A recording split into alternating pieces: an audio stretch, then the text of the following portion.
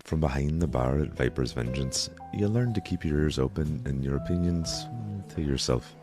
The night started tense. Kat and Theodore pulled aside for a private conversation that didn't stay very private. Riley's name came up again, and that's where it became clear that the two of them have not settled whatever happened to him. I heard a few of the cutting words exchanged. Did you care about him, Kat? Really? Or was he just a pet to you? It's like you buried him in the backyard. The reason we're in this situation is because you put us here, Teddy. After that, people fed, people brooded, and the mood didn't exactly improve. The next night, the whole crew gathered again, this time talking business. The laundering deal was to be signed soon, so they had to make some plans on how to keep the money flowing cleanly. Ideas flew across the table like underground fight rings, sports betting, high roller games, and even buying a private airport. Eventually, they settled on a plan, just in time for the guests to arrive. First came a strange little herald, claiming to be the harpy of the court, and then, surprise of the evening, the seneschal herself, Sire to Chancie. Behind closed doors, negotiations were about as well as these things can. Numbers were discussed, profits negotiated, and in the end, the Vengeance secured a healthy cut of the deal. But the real twist came when Kat mentioned the airport idea again. Turns out, the Camarilla is planning a big conclave. Big names from across the East Coast and Midwest to meet, and the Seneschal thinks Pittsburgh should host it at the Vengeance. Which means, if all this goes through, the wee casino might become the center of the Camarilla politics for the entire region. And from where I'm standing behind the bar, that sounds like the kind of trouble that keeps the drinks and the blood flowing for a mighty long time.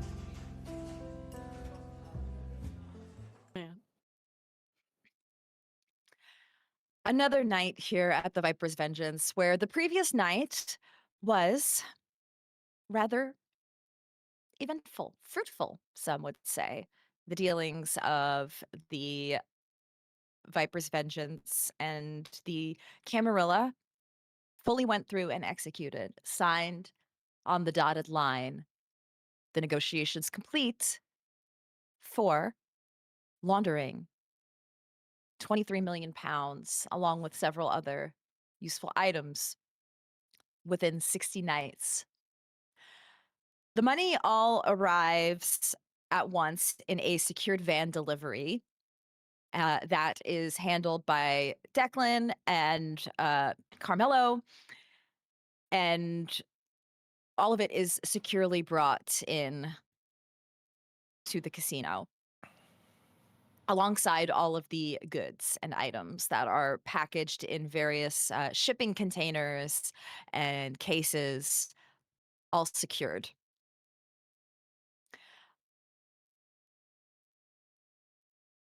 For this evening, and once everything, the dust kind of settles from everything that's brought in and all the business is taken care of, the harpy takes her leave. We actually open with Chancie.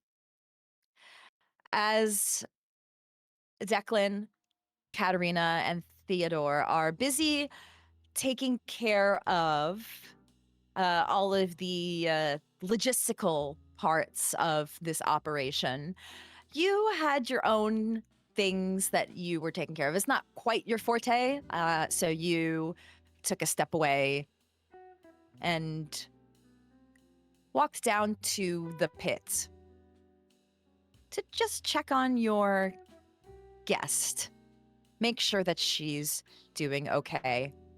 And you see Hope, who has been securely, dare say, locked away, but kind of.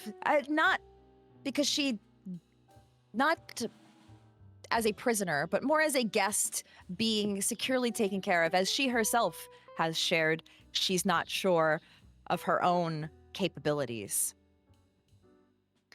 But she seems to be at least well occupied right now. You see her writing some things in a notebook, sitting on a bed that you all have made a bit of a cozy spot for her. It doesn't feel like a prison. It more feels like a comfortable room for her to spend her nights in. Walking in with a backpack of sorts. Kind of knocks on the door or on the wall. May I come in? Yeah, sure. And she closes her book and just tucks it away. How are things here? And hope your room's been comfortable. I've never been much of a housekeeper myself, but this looks nice. It's much nicer than where I previously was, so I can't complain. Is that with Oh no, not just. I mean, I stayed with Valentina for like a night or so, and that was fine. But I mean, prior to that, I was in the woods, and that kind of sucked. Does she know about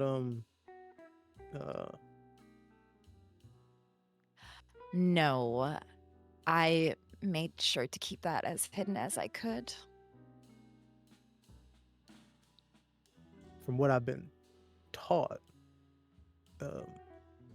you would have been a mighty fine possession to one such as herself if she did have that information. I digress. And he places the backpack on, I'm guessing there's a table in here or something. I myself have had moments of being cooped up in a room by myself, so I thought I'd bring some stuff to help with entertainment reasons. And he pulls out one of those like portable DVD players,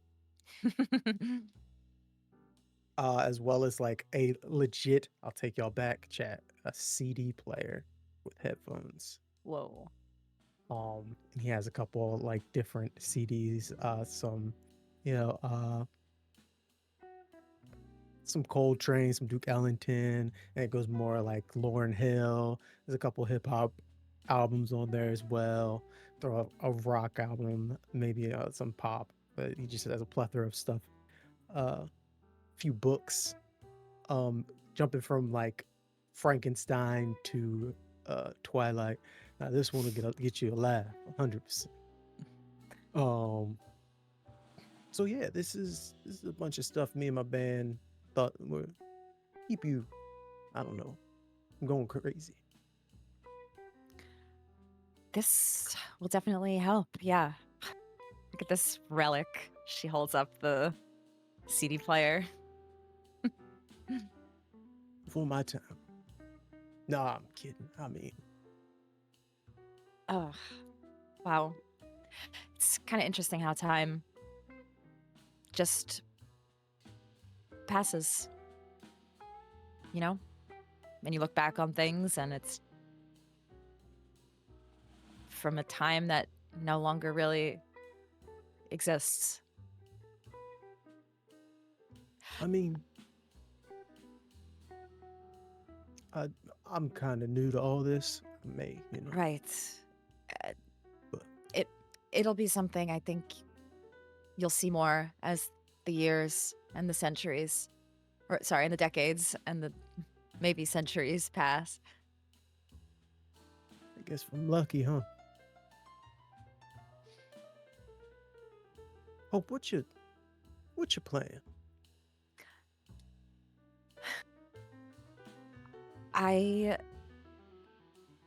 I've been meditating and trying to find answers via meditation. It's a thing. I feel like I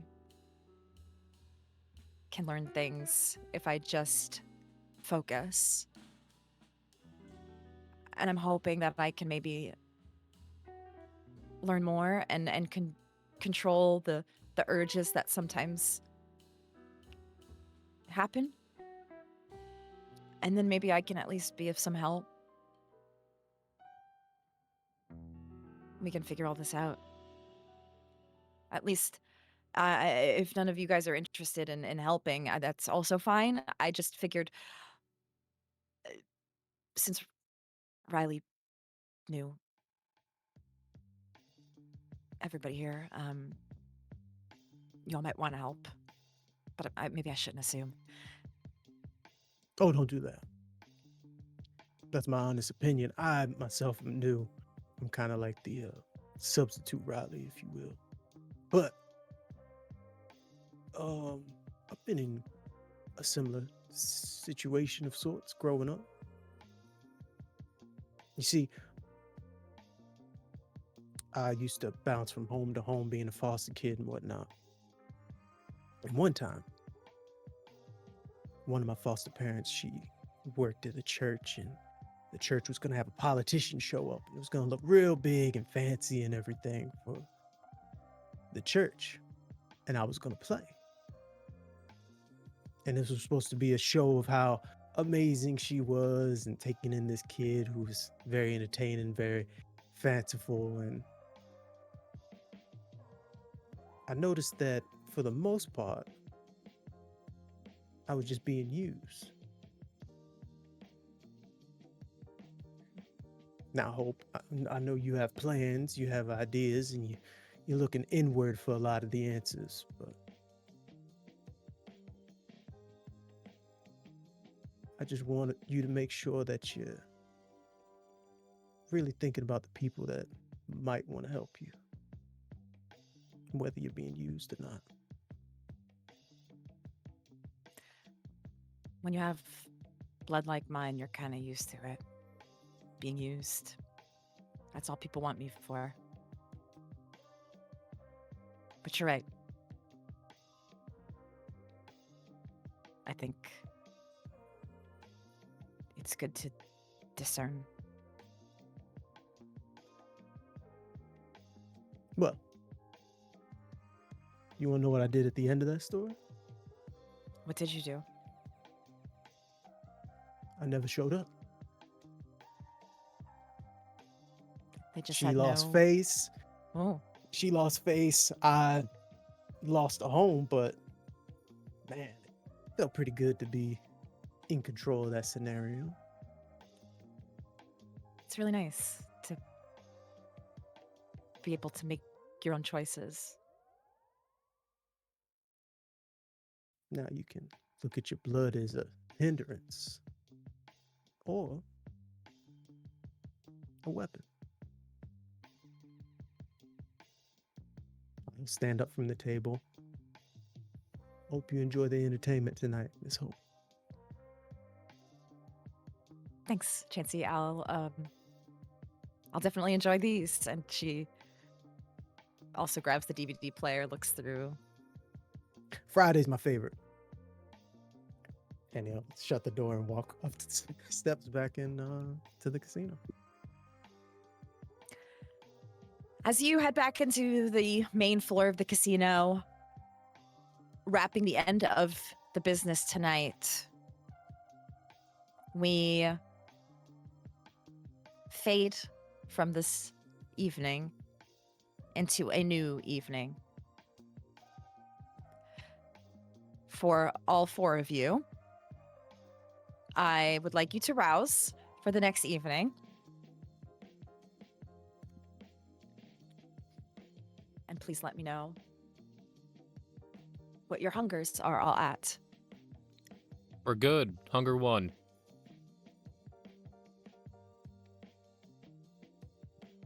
Hunger 3. Hunger 3. Let's ball. Someone's Success. thirsty. Hunger 2. Hunger 2. Somebody's not happy. 2. It's not. 3, 2, 2, and 1. Noted. Now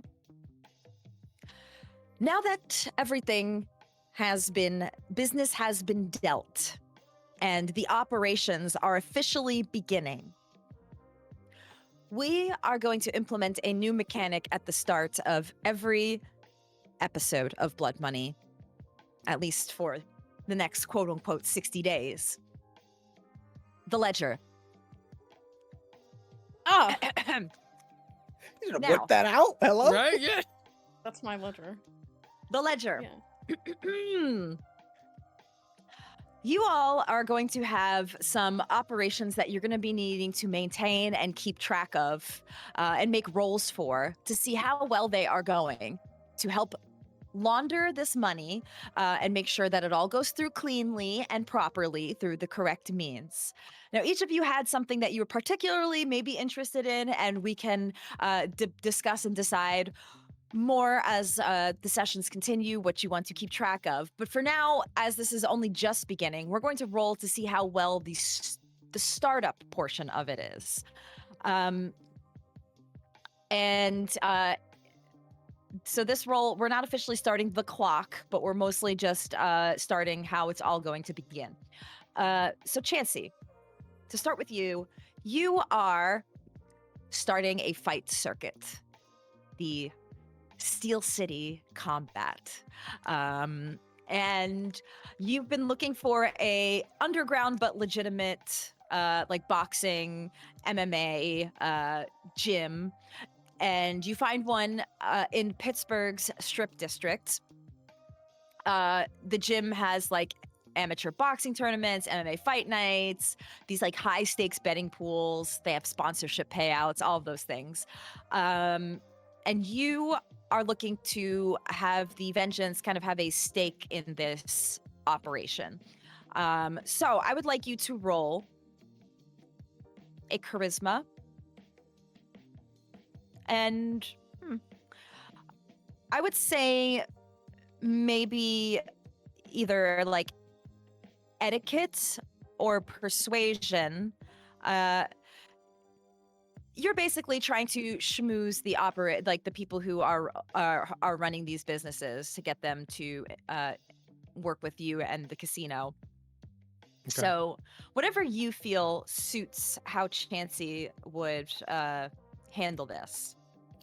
I think it's something that Christian had found, and Chancie's just talking fast, throwing out names, throwing out casino, definitely Katerina's name, as well as a few others that he can just confuse them into persuading them into just big numbers thrown everywhere.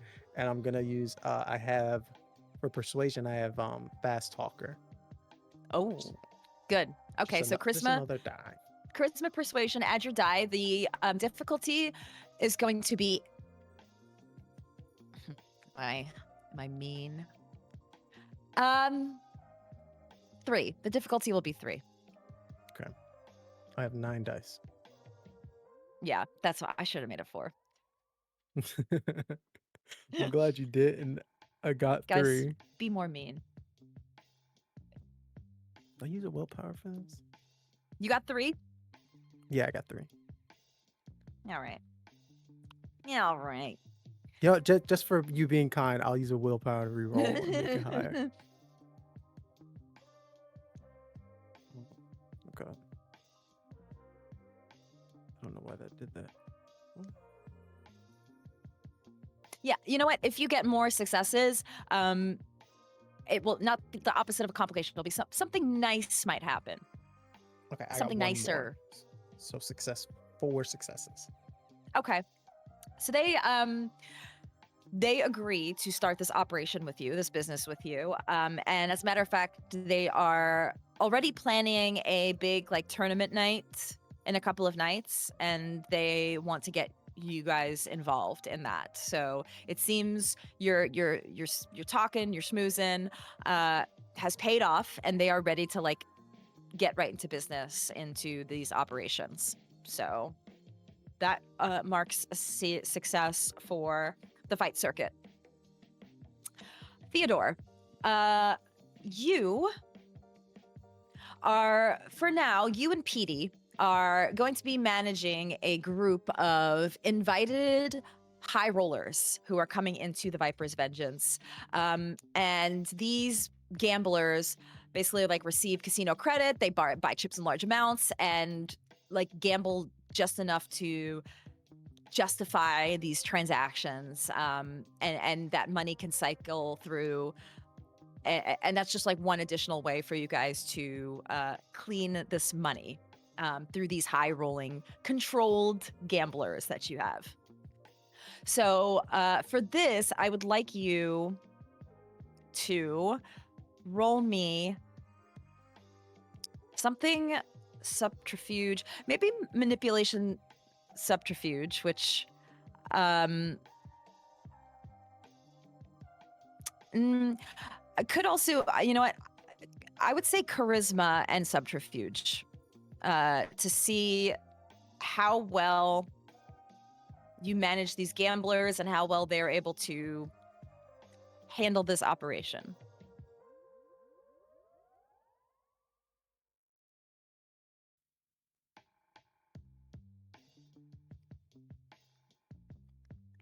Did you?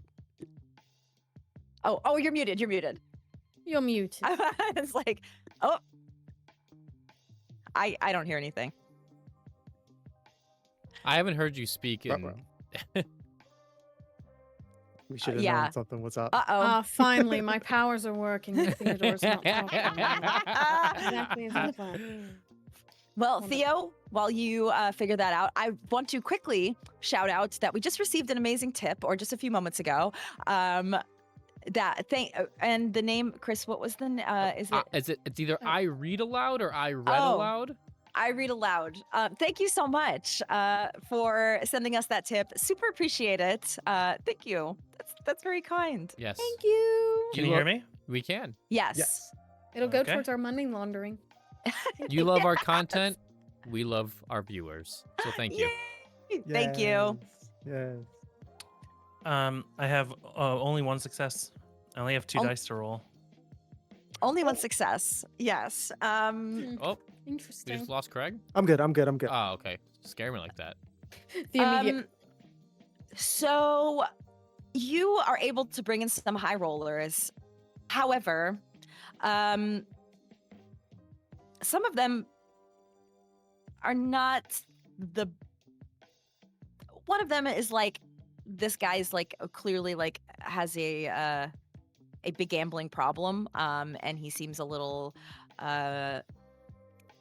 unstable in how he handles all of his money and all of the profits. So you're a little concerned, but he is very enthusiastic. So you keep him in. You worry a couple of these folks might be a bit of a problem. So Petey may have to keep an additional eye on them and the numbers that come in. But Okay. you're able to start this operation with maybe potential complications down the line that you'll have to manage. Declan, Yes. you are handling a private membership lounge within the casino. This is a luxury lounge within the Viper's Vengeance that has a monthly membership fee that gives private gambling privileges along lots of other things. There are probably high-end executives, very wealthy individuals that are part of this lounge. And these membership fees and the private tables are part of the laundering operation as well. I would like you to roll me a wits and etiquette.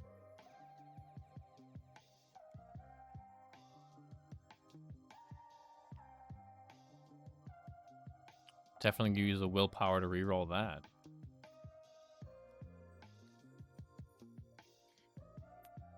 Thank you for the tip.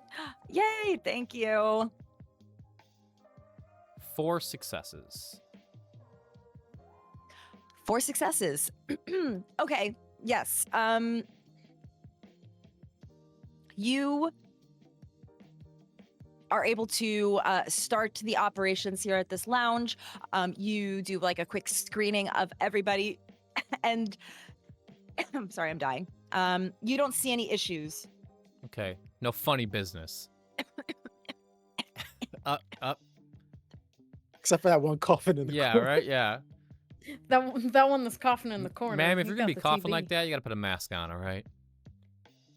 in this club. Uh-oh. She's just dying. Go- Please hold. She's dying. Did your tea go down the wrong pipe? Yep. Yeah. Yep. Been there. It's fine. Okay, sorry guys, I was a little sick this week, so if my voice sounds funky, that's why. And my tea is helping, and now I'm crying from the coughing. Anyway, okay, so It'd be like that. It's falling apart. sometimes, so yes, you are able to successfully start this operation. You do screen and profile everybody, and they seem safe. Okay. There may be some things you have to keep an eye on, some shady like politicians that may have some like scandals and stuff, but you keep an eye on them. It's par for the course. And last but not least, Katerina, Yes. you are working on your airport acquisition. You are attempting to acquire the Allegheny, and forgive Yes. me, My if I- Allegheny County Airport? Yes, your Allegheny County Airport. Hopefully, I pronounced that correctly. So you are beginning the business dealings. You obviously are aware. These types of business dealings take time to negotiate and get all of the owners and investors of this particular airport to budge. So I would like you to roll me a charisma and finance. Laughs. Yes. Yeah. My charisma will make up for it. That's good.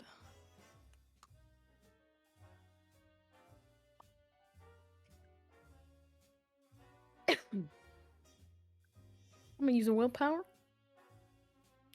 That's what they're there for. Yep.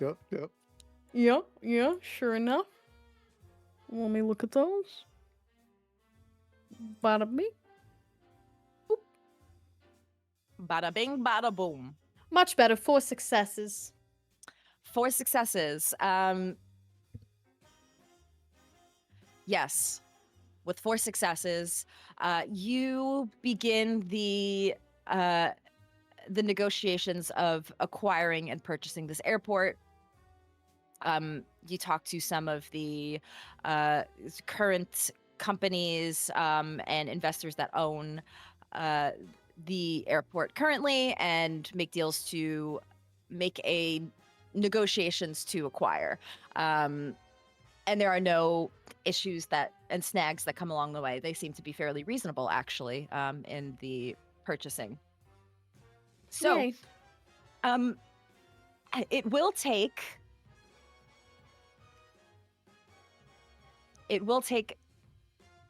3 dots from your resources, whether it be your personal resources, Permanently? temporarily. You will get them back. I'm going to be poor? It could be from your resources or the coterie resources, which you do have some. Can I do combo? You can also combine if you'd like to take from your own personal and the coterie coffers. Yes, I will probably do that. I will get numbers to you then later. Yes. I'll send an email over. So you begin those negotiations and getting all of that those finances together, but it all begins coming together. The operations for Operation Laundering Money for the Camarilla have begun. What a great name. And you are all underway. Operation Laundering Money. For the Camarilla. That's For in the quotation. Camarilla. That's For in the Camarilla. parentheses. For Yeah. the You gotta put that. Okay. That's for a the camera. subtitle. Yeah. FBI guy Not watching for- us. Yeah. Not for We are- anything else. The amount This of is all Google fake. searching I've had to do on money laundering, this is all for a fake chronicle. You're on a Thank list you. now, all right? Yeah, A Yeah. fake casino, I promise. yeah.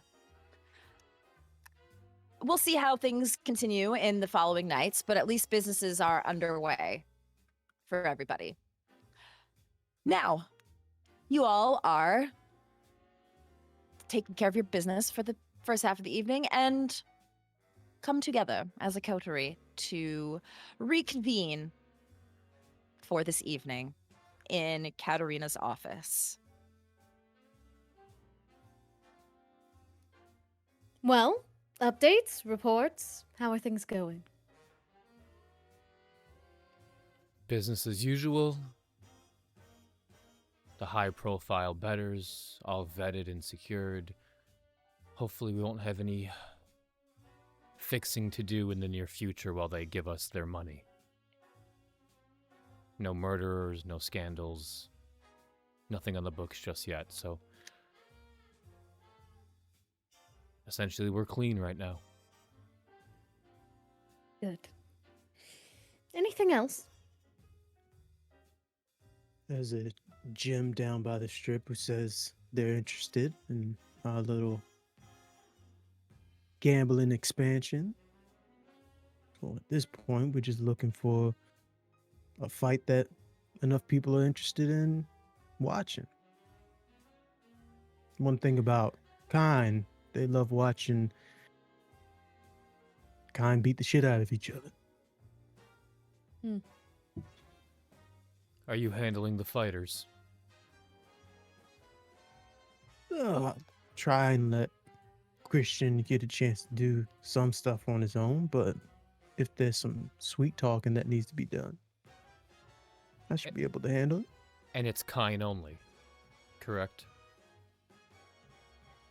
Yes. Don't want any mishaps. Exactly.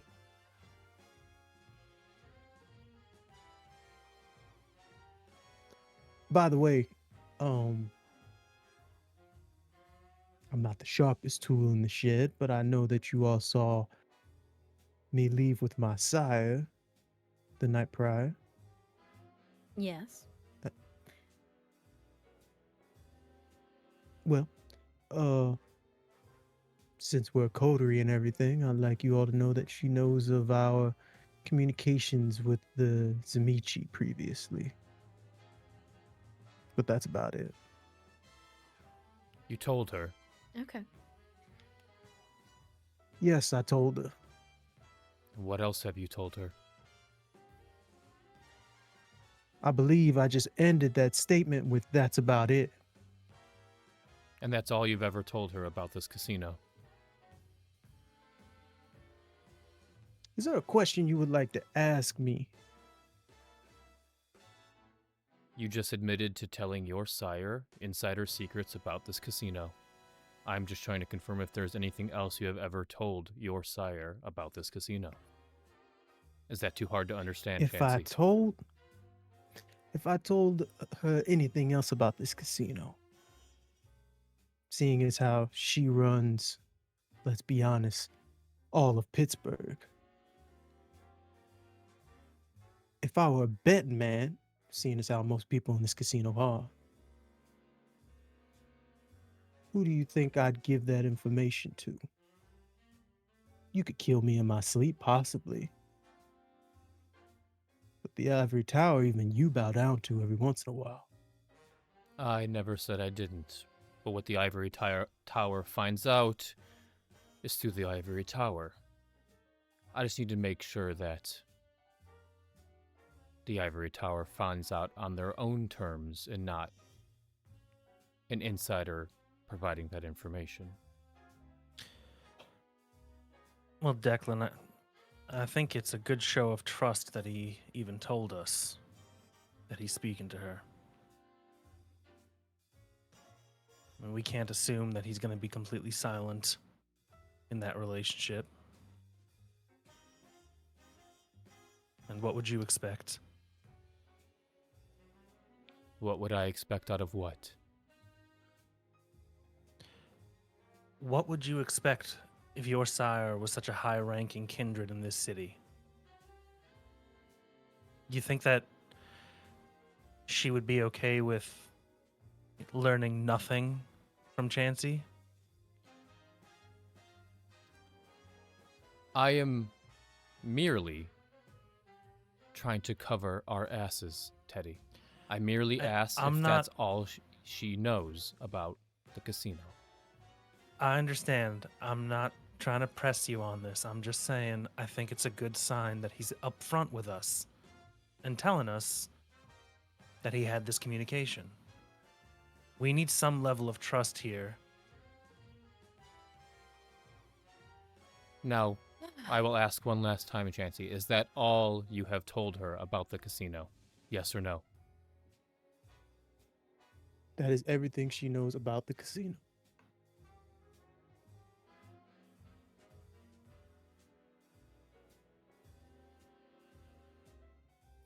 I'm And done with will- my report. Is that the way it's going to stay? Probably not. As Theo has been kind enough to share, there is a game I have to play. And Yes. I'm gonna play that game. Oh, I don't fault you for playing it. The difference is when my sire calls and asks what I'm up to, it's because he has a vested interest in seeing this business succeed. I can't guarantee the same from your sire. And until I can, it's good to know.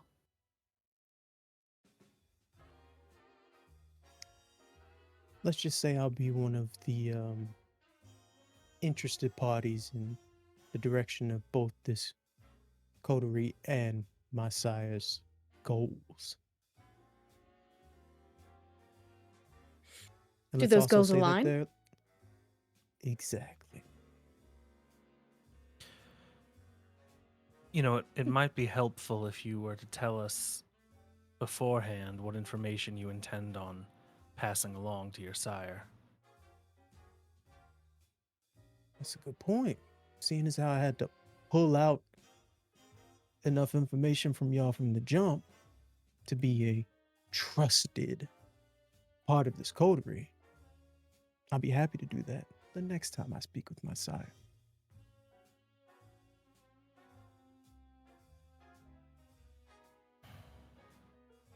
It's Listen, all just part of the game.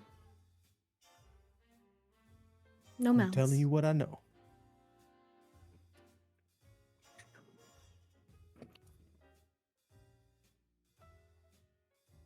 Any other reports? The controlled high rollers, they're having a good time. It's been successful so far, but I'm concerned maybe they're having too much of a good time. We might want to put a little bit of fear into them. Declan, maybe you could have a talk with some of them. What's going on? Nothing yet. I just want to make sure there's no problems in the future. This isn't the kind of thing that we want to take corrective action on. I'd rather nip it in the bud.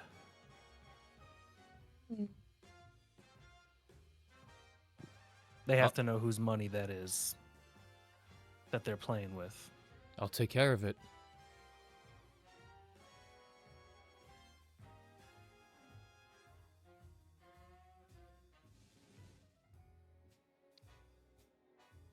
Looks at Katerina. I think there's a more fun way we could deal with it before we jump into Declan's methods. I'll go down and play with them. It's a good reminder of whose money it is. And if that doesn't scare them, well, then we'll have Declan break their hands. Easy enough. Always an option.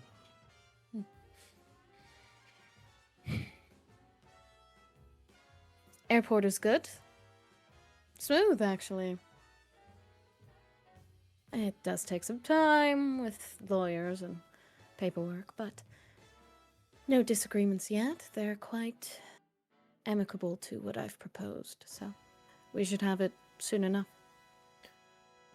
What's it gonna cost us? Oh, you can ask Phoebe.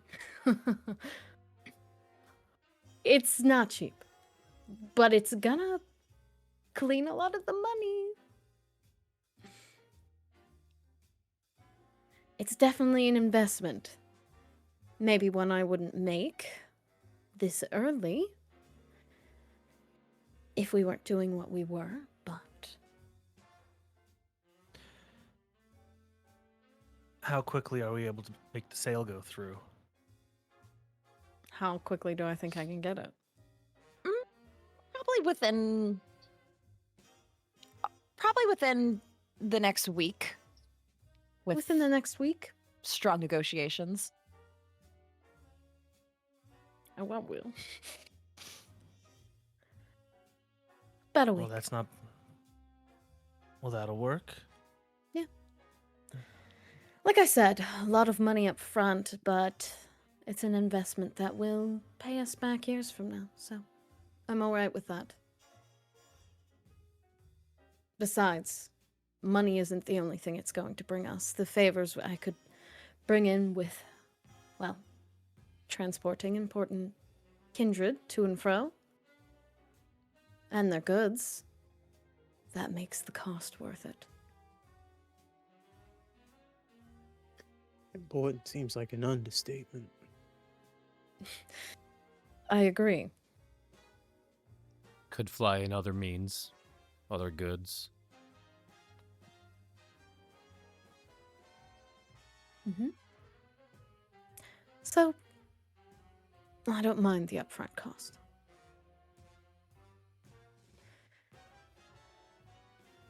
Will it put us in the red? Not quite. I'm not quite that risky.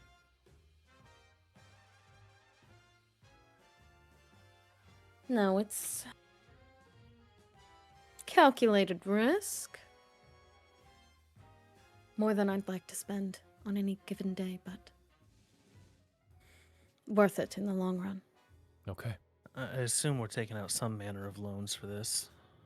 Oh, of course. Well, I'll look over that paperwork as soon as you have it ready. Of course. And if that's it, I think I have a much more interesting thing to bring up. Though you all might need to change.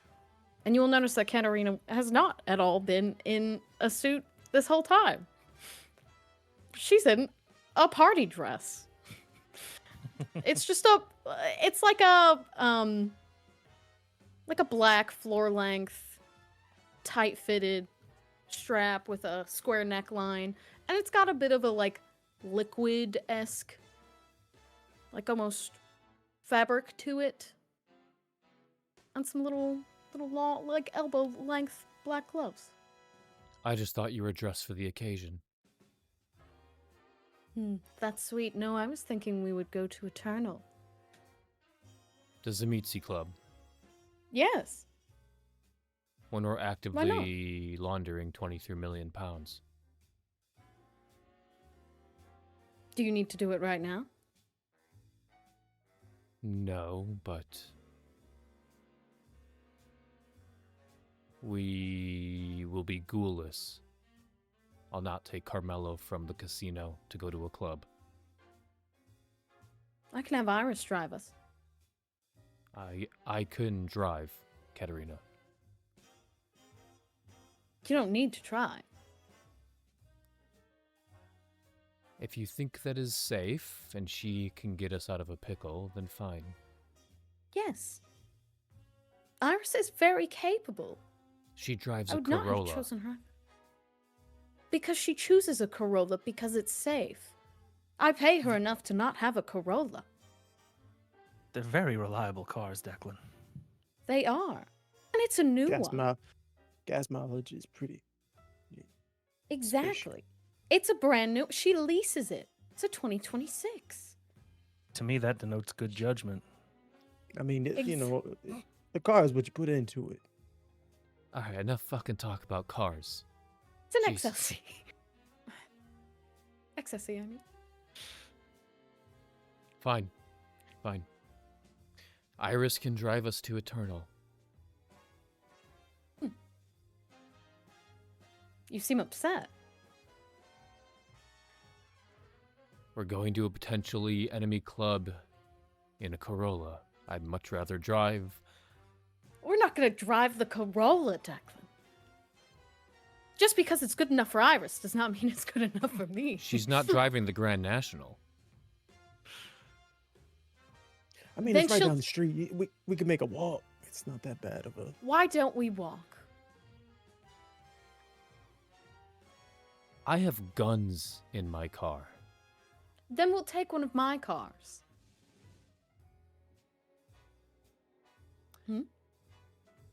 I'll pull the Macan around. Just let me get a couple things from the trunk.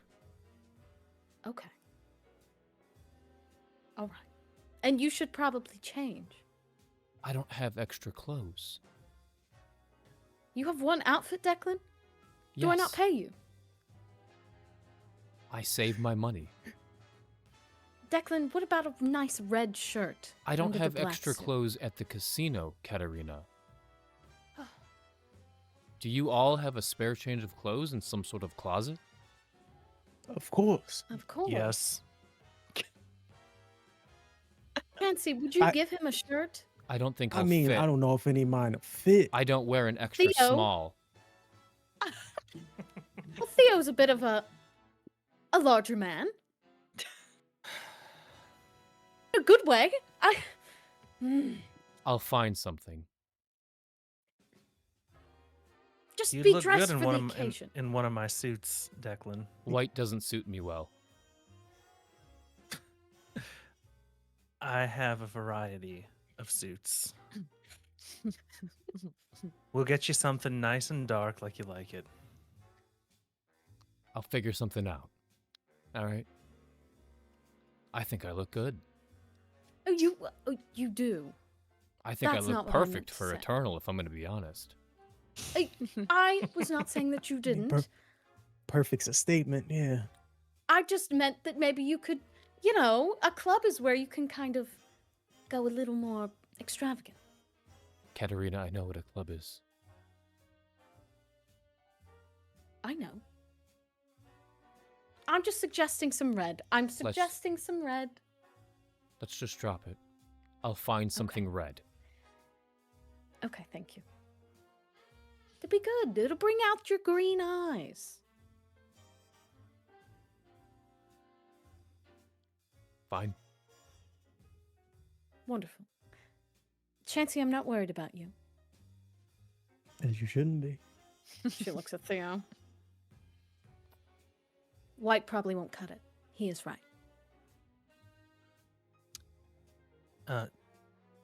All right. I'm pretty sure it's dark colors only. You might get kicked out, dear. You've seen me in other clothing, Katerina.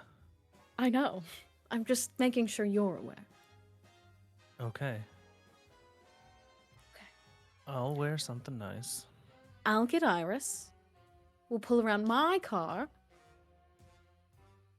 And all will be well. And we will relax, but also be on our guard. Perfect. Okay. And she will leave first out of her own office to go find Iris. This is a mess. Iris, I I just had darling. a flashback. I just had a flashback to like college days when it's like, are we using your car? No, we're not using my car. We can't use a truck. Like, Wait. You're wearing a polo? Is this a polo event or is this like a t-shirt This is- event? Yeah, right. Oh my God! Of course it's polo. Is there anything else anybody would like to do ahead of heading over to Club Eternal?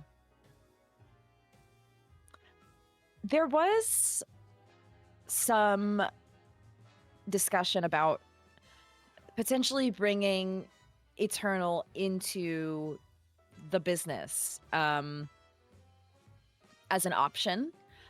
I'm stating that in case it was forgotten from 2 weeks ago. Not that you have to pursue that because you do have lots of other pursuits currently, Indeed. but just something to keep in mind.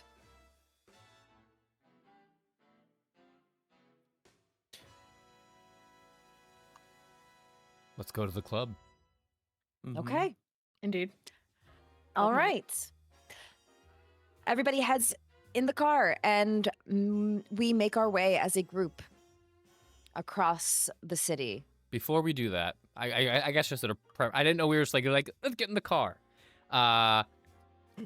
Declan will go to the employee parking outside of the Viper's Vengeance, and he will pop the trunk. And in the trunk, he has various goods, guns. Let me just read what's in there. Let's see. Sawed-off shotguns, rusty bolt cutters, half roll of duct tape, homemade steaks, half empty squeeze bottle of lighter fluid, and whatever else our glorious storyteller would allow. So he would. Theo, follow me, and he'll lead Theo out to the back, pop the trunk. I've elected that. Declan drives a Buick Grand National. I apologize. It's a black Grand National, by the way. Okay.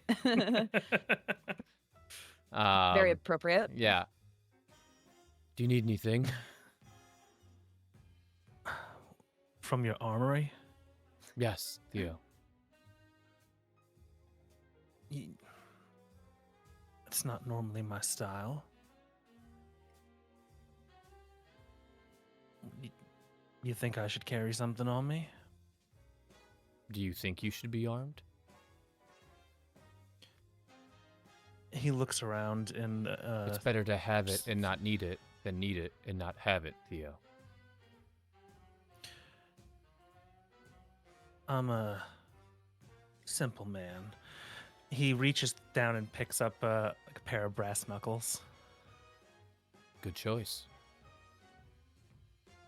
I'll leave the loud business to you, gesturing to the guns.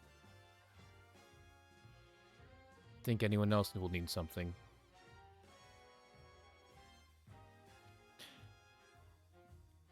Can anyone else handle themselves? I think this will fit, and he'll reach in and he'll pull out a butterfly knife, and he'll do the little flourish with it. I think this will be good for Chancie or Katerina. I guess better than nothing. It's about all I can carry, though. My hands are full.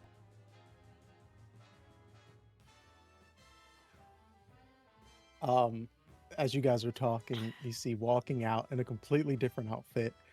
Chancie has this like stylish kind of silk black shirt on that's kind of opened up in the chest all the way down to around the navel with a few chains. He's got wearing necklaces and a couple bits of jewelry around his wrist and a watch. Probably a Rolex. And loafers, no shoes, kind of like Loafers, no socks, you styled mean? out. No socks, right? Of course, Loafers, no they're damn shoes. Lovers' new Shoes, shoes, but new no style. shoes. New style. And go- of course, some glasses that are kind of like he doesn't need glasses, but he has glasses that like work as well with it. He just walks up to you. Oh, I see we're ditching the club and heading straight for war. What's going on here? You want this? Gives you the knife. As you hand it to him, the deck's of 3. He just starts flipping it around Ooh. his fingers and then closes it. Thank you. All right. Puts it in It's- his back pocket. It is balanced and recently sharpened, so be careful. Remember to stick him with the pointy end. That's how it works, yes. All right. I think Katerina's waiting for us. Yeah, she's up front with the car. It's running. Mm-hmm. Best not to keep her waiting. No. Theodore knows best. As everybody gathers together back to the car, and We squeeze in.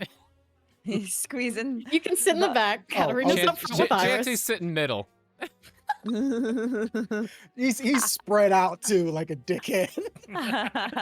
Smallest dude in the back, just spread out. Oh, of course. Men in the back, as it should be, right?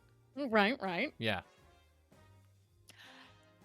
Driving across the city, this This club is not in your district of Pittsburgh. It's a bit ways away, actually. Probably like a 20-minute drive with light traffic We over were gonna to walk. the club. Yeah. It's unfortunately not a walkable Kindred. club. Yeah. I mean, you could walk, but it would be a hefty walk. As you pull it toward the club, you do see there is a long line. And we enter the scene of Club Eternal. And I would love for our guest to join us for this next portion of the episode. Valentina, could you describe for us the visual we see as we approach Eternal? Absolutely. So, as you walk towards Eternal, it's situated in an alleyway. But you know it's the right spot because not only is there a long fucking line of people to get in, but there's also a red line that says Eternal that illuminates the alley. You see a big bodyguard working the door. He's all muscle and very tall. He has about reddish brown hair with some streaks of gray and a beard. And you notice he has some scars on both his face, arms, and is tatted. So you can decide to approach or discuss. I was muted. How would you all like to approach? Disgusting, a line. Oh, Chancie walks past the line, assuming you're all coming as well. We move. We don't stand in lines. Now, I will pay every person in this line to leave. Club is just empty in his chest. Just truly, here you are. Here you are.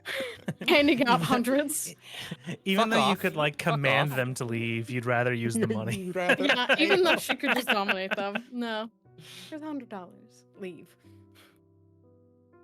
So, as you approach the bodyguard, he doesn't say anything to you. He just clicks his earpiece and says, "Read." And out pops a short, bubbly girl who has blue dreads, and they're pulled into big space buns. She's got silver eyeshadow and eyelashes. You notice one eye is hazel and the other one's brown, and she's got blue lipstick to match her hair. And she's like, "Oh my gosh, you're here! I'm Reed. I'll take you inside. Come on. Thank you, Kai." And she waves and blows him a kiss, and he just grunts in her direction. Are you coming? Of course. Oh, yes, of course. And as you go to enter, there are two doormen on the inside that open the door.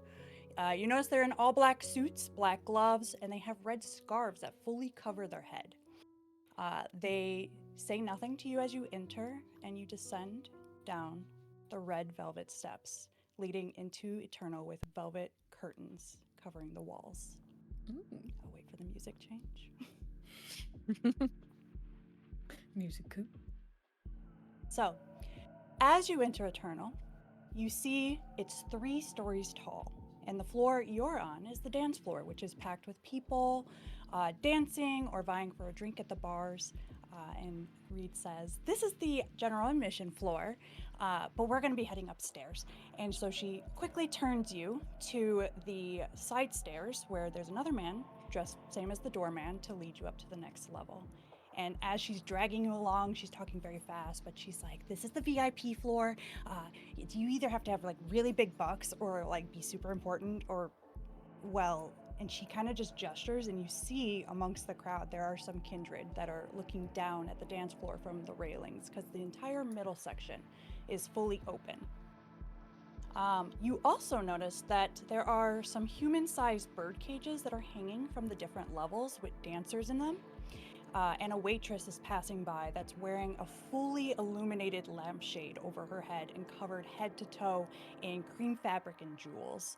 And now that you've seen her, you see a couple more of them sprinkled through the crowd, illuminating here and there. We're gonna go one floor up. That's where Valentina's office is. So if you'll follow me, and she's kind of still dragging you guys along rather quickly. As you pass the next doorman at the stairs, Reed kind of like bubbly says, like, this is the Kindred only floor and the actual VIP floor. The only non-Kindred who come up here are, for special requests, if you know what I mean.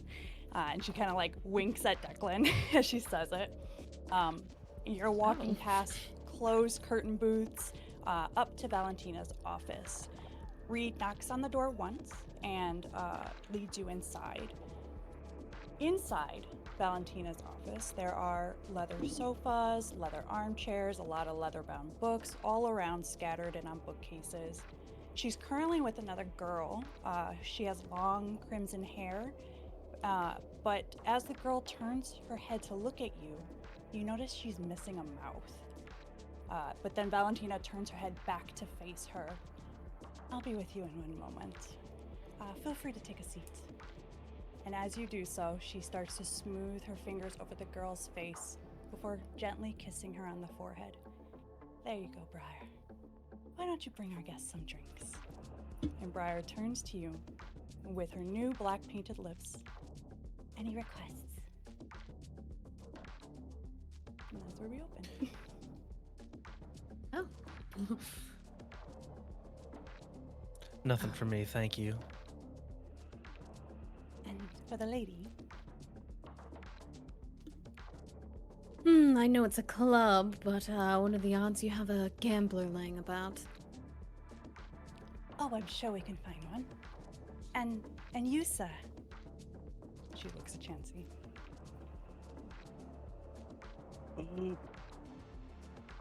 I'll have sex on the beach. Coming right up. And you? She looks at Declan. Nothing for me, thank you. I'll be right back. And she scurries out. Well, I'm glad to see you've decided to come by. Quite the Welcome to spot. Eternal.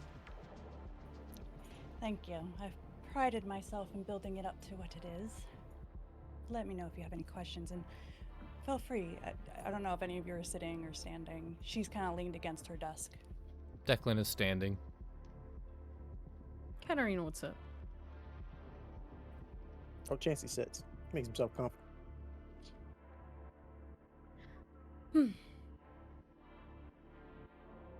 I'll stand with Declan. He'll be lonely. Gotta keep Oh. him company back there. What do you think?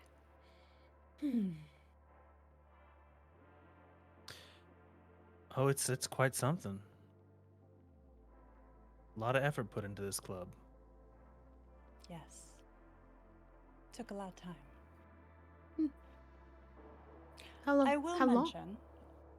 Oh, a good 20-something years, maybe. Hmm. Maybe more. Hard to keep count. I assume, and she like looks at Declan when she says this, that you're what's the word I'm looking for? This is me not remembering the word. Armed of some sorts, but I want to assure everyone in this room this is completely a safe zone, and you are my guests. No one will touch you, and I guarantee I have nothing malicious planned. So, Tzimisce, if you will. That doesn't put me any less at ease, but thank you for the hospitality. Of course. I wouldn't be doing my job if I didn't come armed. That I'd is expect true. no less. I figured, and so I just wanted to make my reasons known, I guess.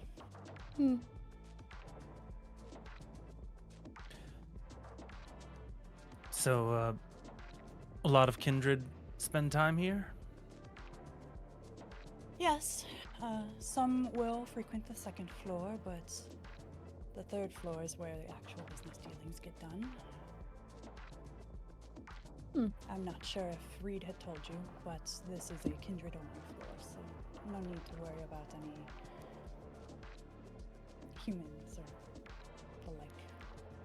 What kind of business is done here at Eternal?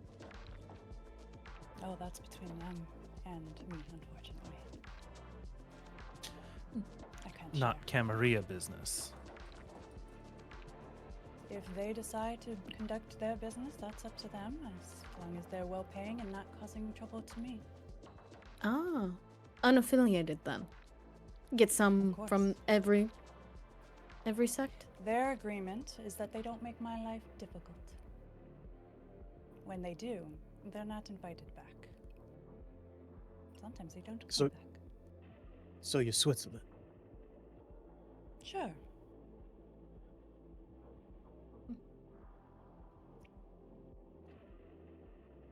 Interesting.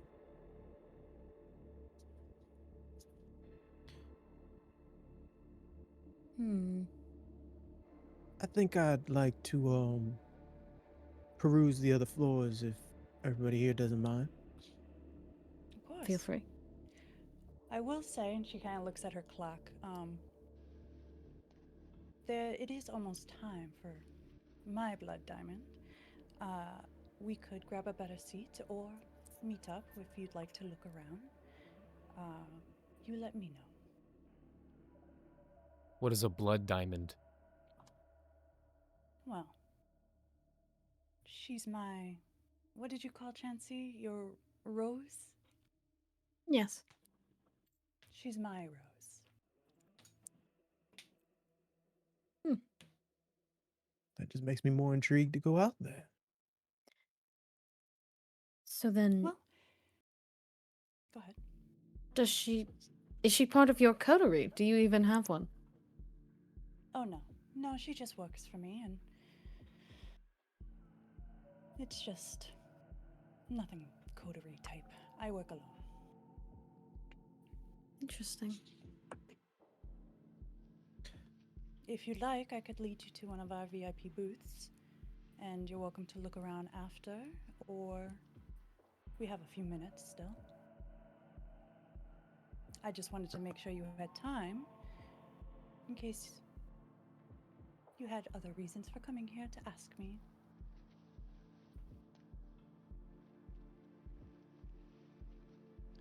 Well, I guess I could wait, see what's going on here. Sure. Yes. No, I have some questions. Well, like I said, we have a few minutes, so yes, by all means. I'm just going to get right to it, since we only have a few minutes. What makes you Switzerland? Why can't they touch you? Why can't they touch me? Well, I mean, who's they? The Ivory Tower. Ah, the Camarilla. I'm intrigued by it. I have my ways.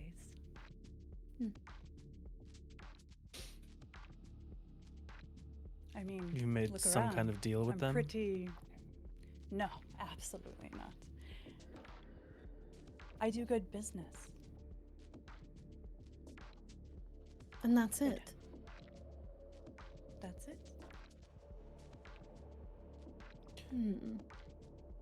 Why do they have you under their thumb? For the moment. I see. That's why I prefer to be on my own. Not beholden to their will. Well, this is Camarilla territory. In some manner or other, you are beholden to the rules that they put down. Maybe not on the Not premises of this club. area. Maybe not within these doors. But try and expand somewhere in the city. I'm sure you'll have to speak with someone. I have everything I need here. And you I know it built didn't Seems like it. always. From the ground Oh, up. sorry. No, it's fine. I just merely was saying that I built this from the ground up. I have no reason to look onto Camarilla territory. I don't wish to be involved. That has to get closer to your mic. Okay. Be quiet. I'm sorry. I'm just a soft-spoken person. He's okay. And how long have you been in Pittsburgh? Oh, well, I'm from the area, so all my life.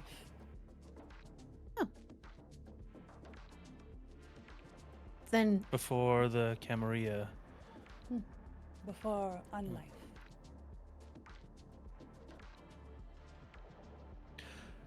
And have you found any other strangers out and about? Hope is doing well, by the way.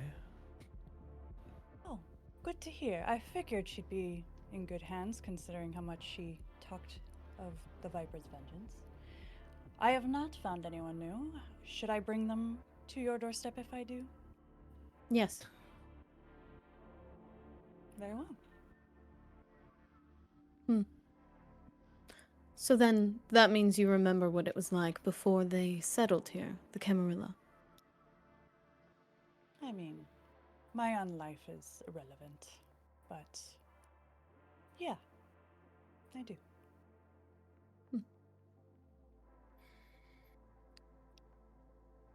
You know, Theodore and I, and Declan, the three of us were here before they were as well. Interesting how things change. Yes. Surprised our paths didn't cross sooner. I am surprised. I thought I did pretty ample research before we started the casino. But perhaps, well, time is slippery sometimes when you get old, and maybe I did come across it, and that's what made me think of a casino instead. Perhaps. When Eternal started, it was nothing, so it took some time. Same for the casino. They always start small. They're like children, in a way.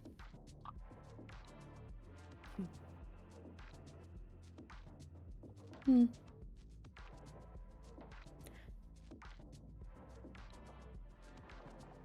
Anything else?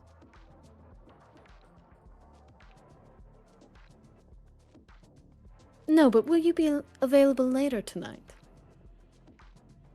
Oh, I was going to join you, if you didn't mind. Oh, wonderful, yes. All right. If there's nothing else, then I think it would be a wonderful time to grab a better seat. What do you think? Not much you can see from this stuffy office. No. I recommend building a window into it. Perhaps. Get a two-way Wouldn't one. want anyone to see my work, though, so... Just get it I like one my of the privacy. mirrored ones. It's lovely. Lets you look out amongst the people, but stay in your own space. I'll mention that to Reed. She's my front of house. Hmm. Perhaps she can get it done. It's a good idea, perhaps. Well, I can send you the person I got to do mine. as she stands to get up, she runs her finger over the back of the chair that Chancie's in. This one was Markov, by the way. Well, let us go, and she's going to lead you out towards one of the VIP booths that you had seen with the velvet chair or velvet curtains, and it opens up with a nice lounge that you have a perfect view of the entire venue from here. So if there was anything you wanted to see from here, you can absolutely see it. Briar is going to bring that round of drinks, and Valentina leans back in her chair, both arms across the back. And is there anything else before the show starts? I'm gonna look at this chair. Is it? Yeah. Is it? I fear I just sat on this chair, and Markov did not deserve that. You just sat on Markov. You just sat on Markov's face and. After you said Not that, He like didn't Positive. deserve. He didn't deserve that treat. Chancie gets up a foot and kind of like dusts it on the chair. Oh yeah, she gets up pretty immediately after that and gives Chancie a look like, ugh. Oh yeah, look at that. That's a nipple right there. Oh my God, Declan! Don't tell me that I sat on that thing. Yeah, very delicate skin, if anything. It's a very soft chair. Yeah, I was very comfortable. It was, and I am disturbed at the thought that it was. Expecting more Is, calluses, if anything. Is all of your furniture former employees? I'll let you guess. Are they conscious when they're... Is he... present still? You can ask him. He speaks. She just shrugs and she's starting to walk out the room. I'm gonna check out the show. I don't know about y'all. Yeah, I think I'd rather watch the show. Has Not anyone look at tried the to talk nipple to chair. Markov? He tips his head to Markov and leaves the room. You in there, Markov? You hear I nothing. don't hear anything. I have no mouth, but But I must scream. Real. brother. Do you all head out? Yeah. A little Valentina unsettled. has walked They're towards the too room. stunned to speak. She's like, Theo, I'm going Theo to allow tur- them to marinate in that. Yeah. Theo turns to Declan, taking notes. Oh no, I could never be this good. Damn. He said, I respect the work. Nice. My lady. After an unsettling moment, you all exit Valentina's office and head to this VIP booth. Is there one entrance and one exit? It's just one entrance in. Like I want you to picture like a either round or square room. I haven't decided.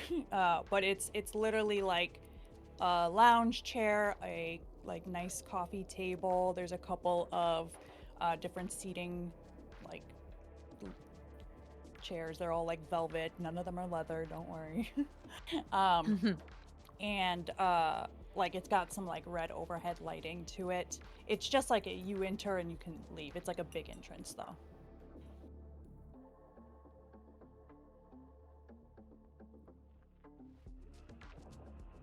Well, this is nice. She's already sitting on the chair. Oh, Valentina's with us. Oh yeah. Yeah, she's oh, coming oh, with she us. came with Yeah. us. Got it. She's already set up. I thought she was staying in her office when you said you she's sprawl like- out. Got it. No, that's her on the chair, like waiting for like I'm not sitting. free. I'll stand. I promise you, these are not people. She'll stand. Chancey's comfortable everywhere. He just he finds another seats. He The takes nipple his drink. pouch, man. I could Oh, bring how one does in if you Chancie feel prefer. about this environment? Oh. Is this a beautiful environment to Chancie? Oh, That's a Follow good me. question. storyteller. At least the way I look at Toreador, it's well then this is a question for Valentina. Is this a craft that you've put work into in a way that you respect it and is art to you? Absolutely. She has made this place what it is. Like this has been her like I don't want to say everything, but it's like this is what she has dedicated her time to. I think to you, Chancie, that's pretty impressive. Right. anything. I Everything think is curated. He's in awe Um, of this. Yeah. Yeah. This is not a bane to Chancie. This is something that he could admire in its own twisted way, some of the architecture for sure. But he enjoys it. As you all head into the booth, Valentina. As you like find your spots and get comfortable, the lights of the club turn red, and the crowd below starts to cheer and then quiet down, and you notice they're all looking up, and from above, a woman in a red bodysuit corset, covered in red diamonds, starts to ascend on a swing.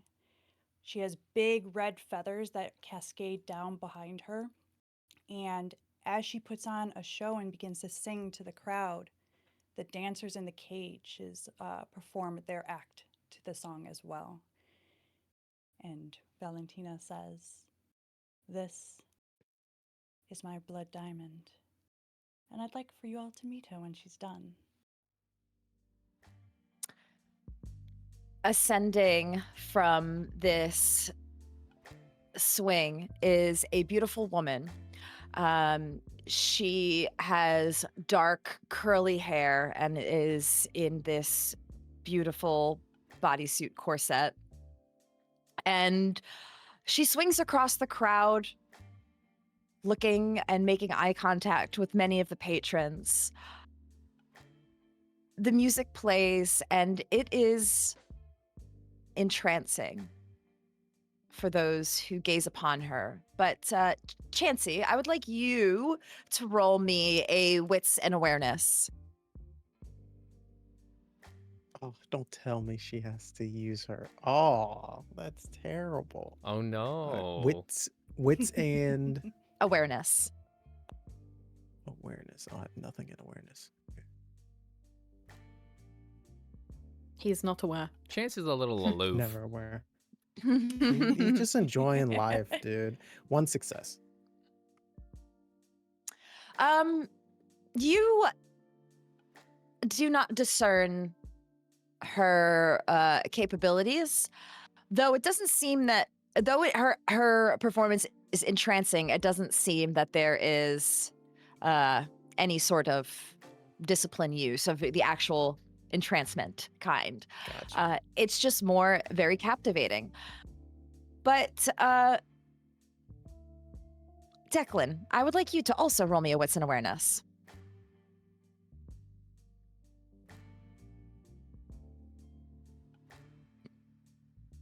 Five successes. 5 successes. Wow.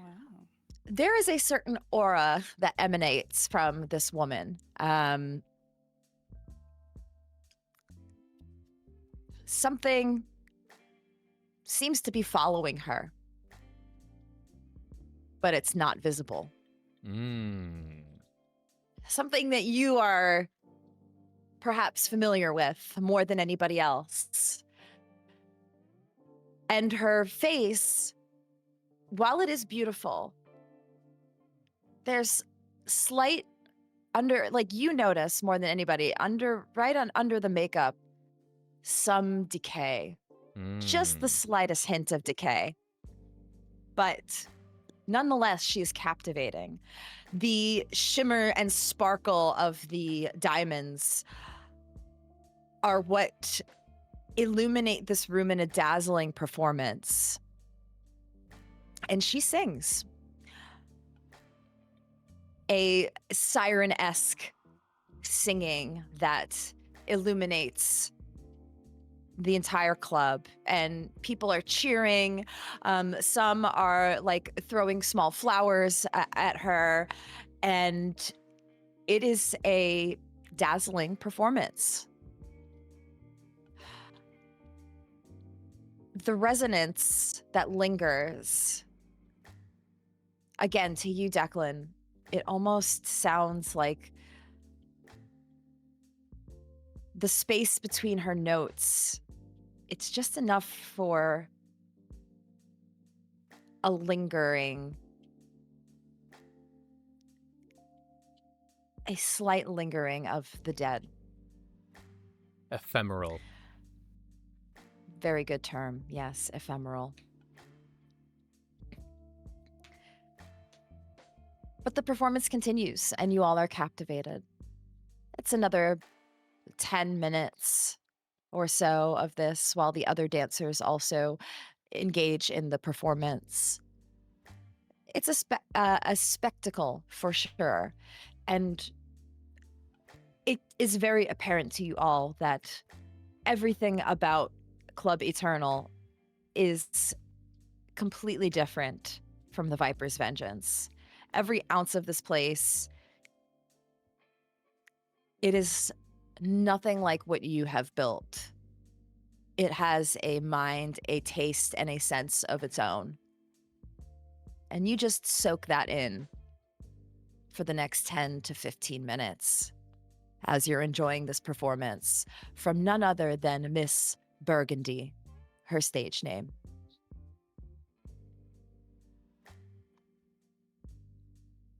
She's good. I mean, there's good, and then there's captivating. There's not a person in this room who doesn't know that she's there, and for good reason. There's artists, and then there's masters. Indeed.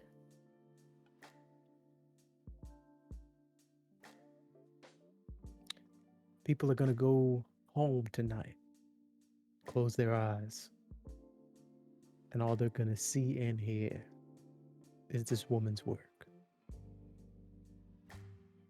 You sound like you're in love, Chancie. No, I just know what the fuck I do to everybody who comes into our casino every night. Professional appreciation. Exactly. Game recognized. Game.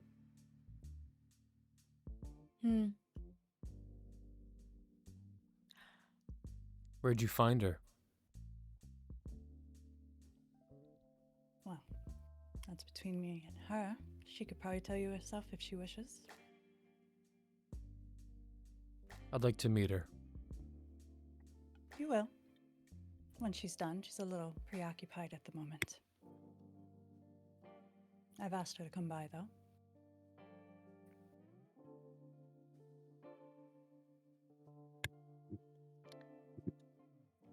Some time passes. Perhaps it does remain quiet.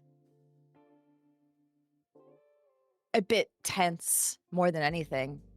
As you all are guests of this club of Eternal, it still doesn't feel as inviting, perhaps, as the Vengeance does. There's still something unsettling about it all.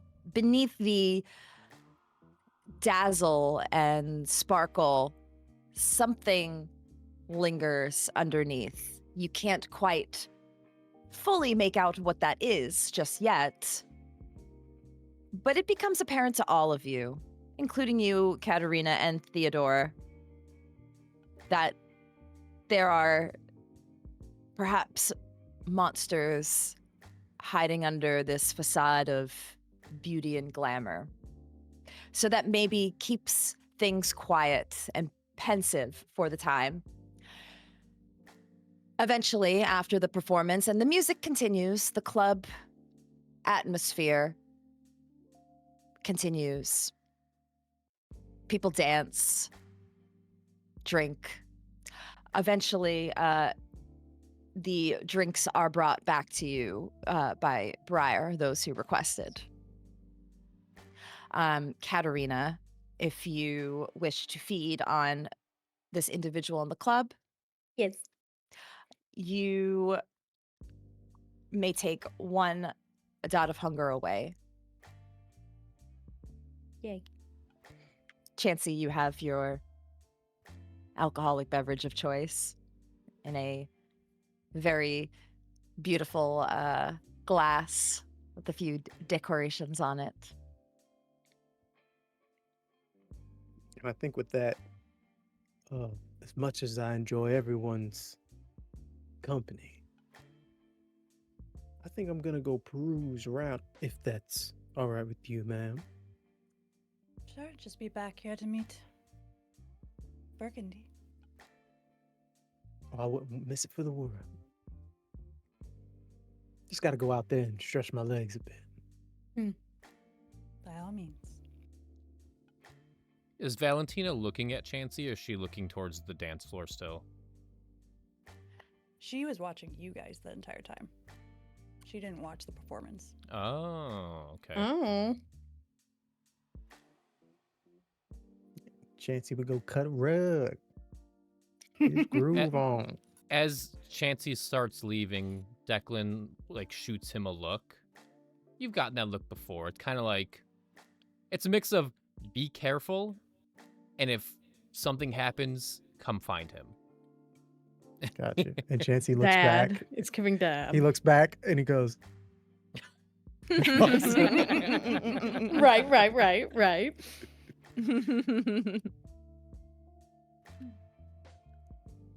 Chancie, you go take a lap around, admiring the patrons of the club. And in this kindred-only area, it's small. There's not a lot of patrons in this part of the club. There's clearly more down below. oh yeah, he goes all the way down. Yeah, so you He's go all going the way to dance down floor. to the dance floor, where it's a mix of maybe a few kindred, but mostly kind on this part of the floor. And people are dancing. They're taking in the music, the lingering effects of such a dazzling performance.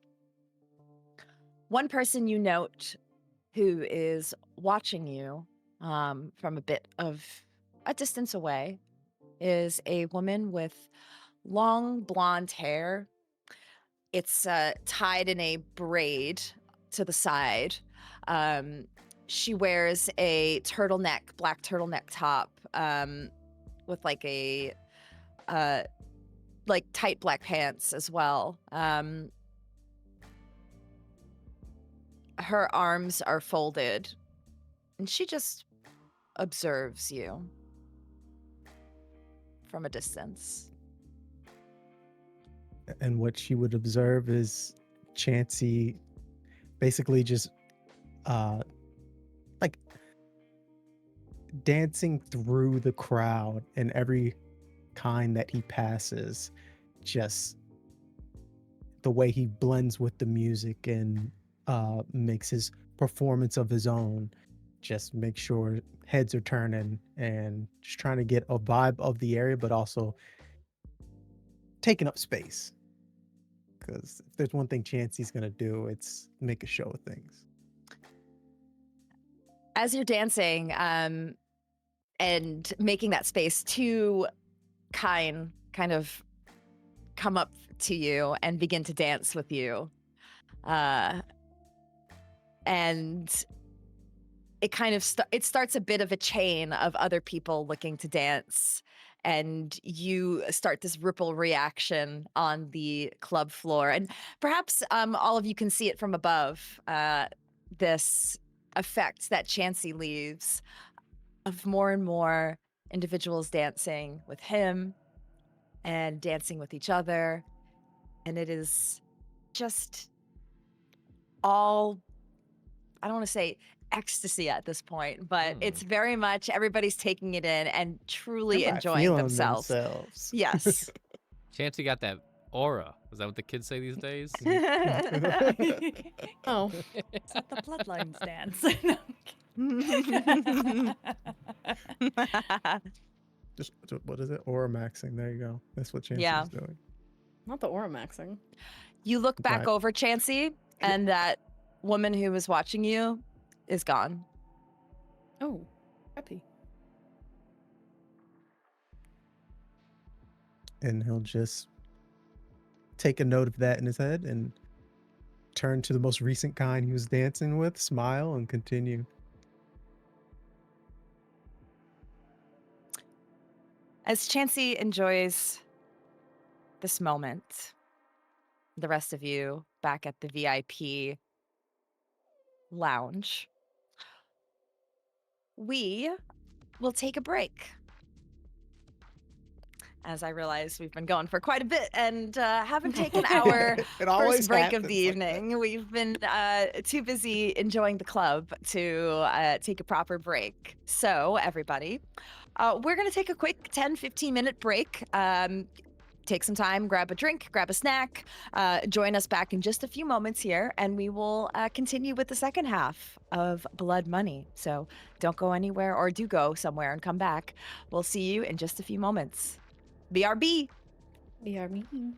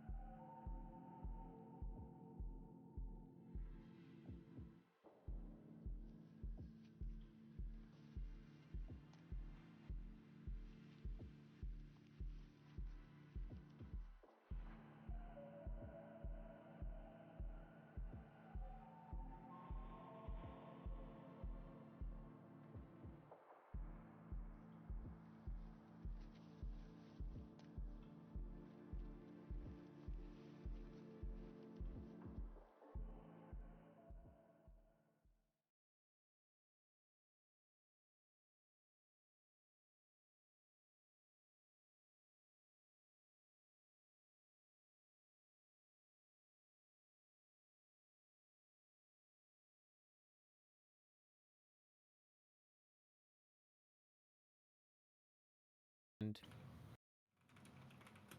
Welcome back, everybody, to our second half of Blood Money. Hope you got your snacks and refreshments, and we're ready to dive into this second half.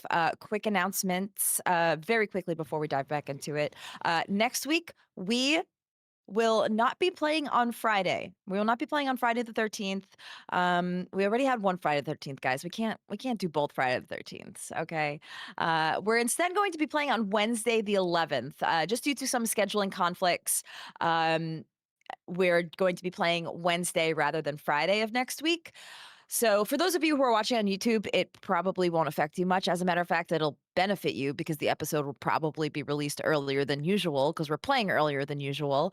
But just as a heads up, we will, for everybody on Twitch, we will be playing Wednesday and probably starting a little bit later as well, like 9:30 Eastern, 6:30 Pacific.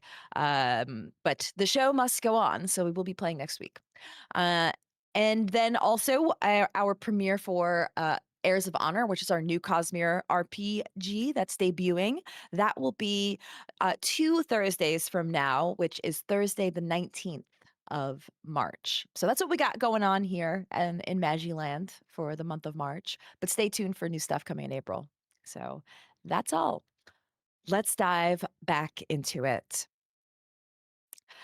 We return to Club Eternal, where Chancie is dancing, and the four of you are sitting in the booth. Is there any other discussion any of you would like to have amongst each other before Bergency makes her way toward the booth? I would like to. I'm looking around, just out of note. Is there any like spiral imagery around? Oh, good question. Go ahead and roll me a wits and awareness. Meanwhile, Chancey is downstairs, getting the whole crowd to sing Dancing Queen with him. Oh my God. 3 successes. 3 successes. No, you don't notice any spiral imagery. The only thing that comes to your attention is you do notice there are some something about this club. It feels like the air feels a bit thinner here. If you needed to breathe air, it just is a little bit different. Something just feels a little bit different. Like the besides all of the scents and smells and glitz and glam, just something's a bit off to you. Can't quite pinpoint it fully. Interesting. He would make his way next to Valentina, and privately, not out loud, not so that everybody else could hear. Anyway, would ask. So, this establishment is open to all sorts of kindred, you said.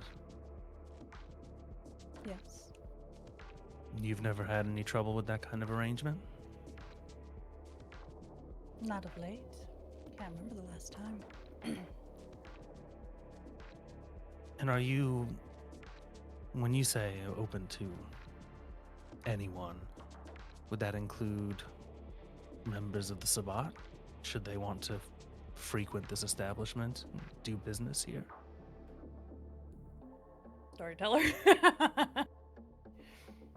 Well, just out of curiosity, no judgment here. Well, you don't see too many Sabbat frequent this bar for reasons. So, Valentina, you would say no, but not by your own choice. They just they don't Do what they want. usually come. I'm more here. interested in how she reacts to that question, more so than She looks annoyed. asking if I she'll would say. specifically would, you know. I would say she looks annoyed when you ask that. Like, you see it for a brief second, and then she's... No, not often. More than or any time is more than I'd like. Talk louder. I'm sorry, I can raise my gain. Hold on. You're I have very to open quiet. Wavelink. Mm-hmm. You're very quiet. No, I'm not. No, I'm not. How about now? Much better. Okay. Much better. More than I'd like, but not often. I understand. What? Why? Did the Sabbat come to you? Sabbat come to you? Oh no. No. You just had dealings with them in the past, and I was just curious what that meant by an open establishment. If there were Dealings limits, in the past. I'd like to keep it that way. The way I see it, they are not guests of mine. If someone else brings them in as a guest, as long as they are not making my life difficult, but they often do, I'm sure. That is their nature. They may be a guest of someone else, but never mind. This really is a fantastic club you've built here. He looks around. Thank you. I'm quite proud of it.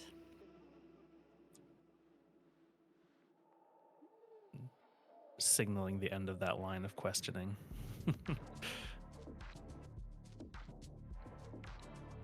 So, what was the front of house? What was her name? Reed. Reed. Burgundy. Anyone else in your employ of note? Well, you've met Briar.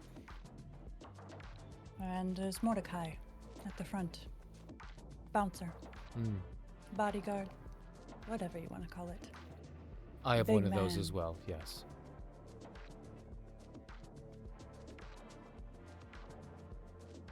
Anything you want to know about them? They work here. Well, obviously, Burgundy is one of us. And Reed. Ghoul. Briar. Ghoul. And your bodyguard, his name again? Mordecai. Mordecai. Ghoul.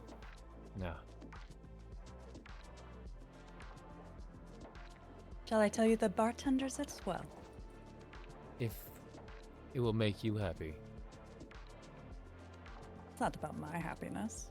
It's about your comfort. This makes you feel more at ease. You don't have a coterie. You have one kindred amongst you. You have kindred guests. But yet you seem to be untouchable from the Camarilla's eyes. I'm just curious. Curious or jealous? Curious. No? Play your cards right.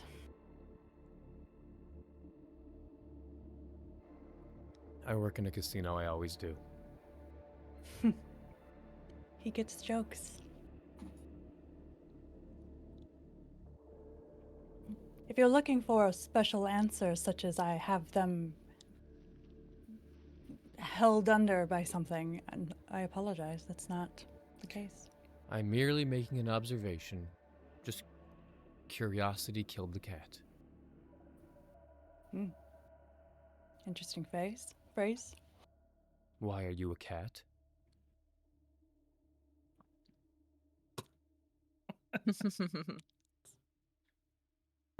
I think she'd be satisfaction in this case.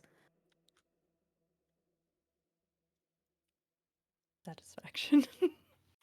Satisfaction brought it back. Right? Hmm. Or I guess maybe that's Declan's thing. No, you don't bring them back. I tried. I believe that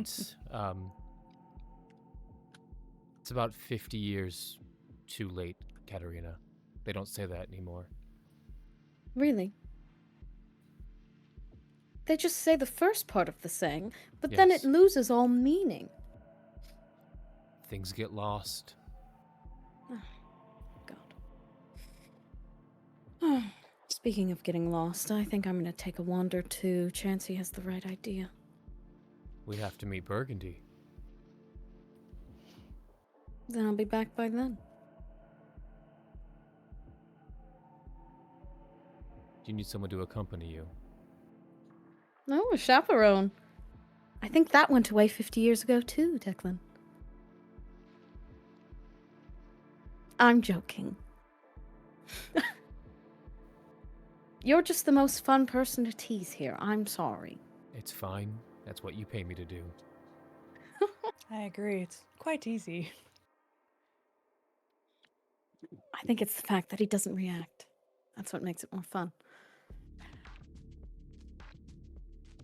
But like Valentina, Miss Del Castillo, what would you prefer? Valentina's fine. But like Valentina said, you are apparently safe here. I will keep an eye on you. I'll give a holler if I need you. I'm sure you can handle yourself. She nods. She's gonna wander too. I gotta look at this place.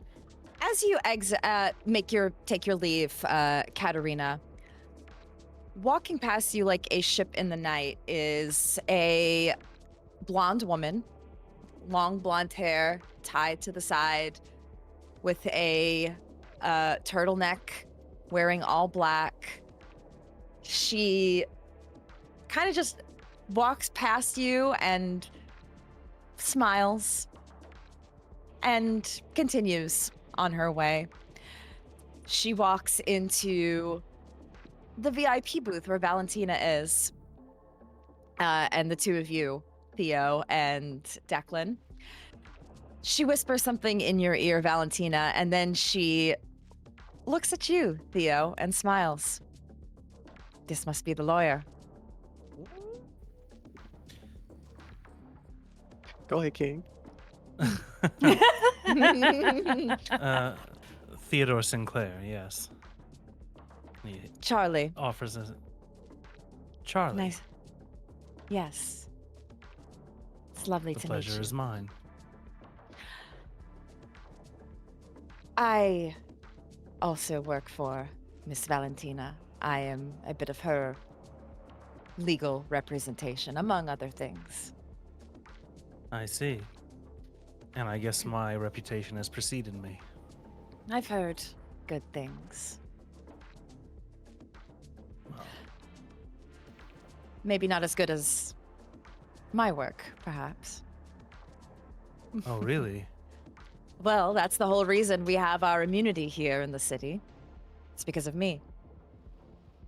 Oh, please elaborate. I'd love to hear what kind of magic you worked for that one. Well, I don't know if you know anything about the city of Pittsburgh, but, you know, I grew up here, so I'm familiar. There's one little small region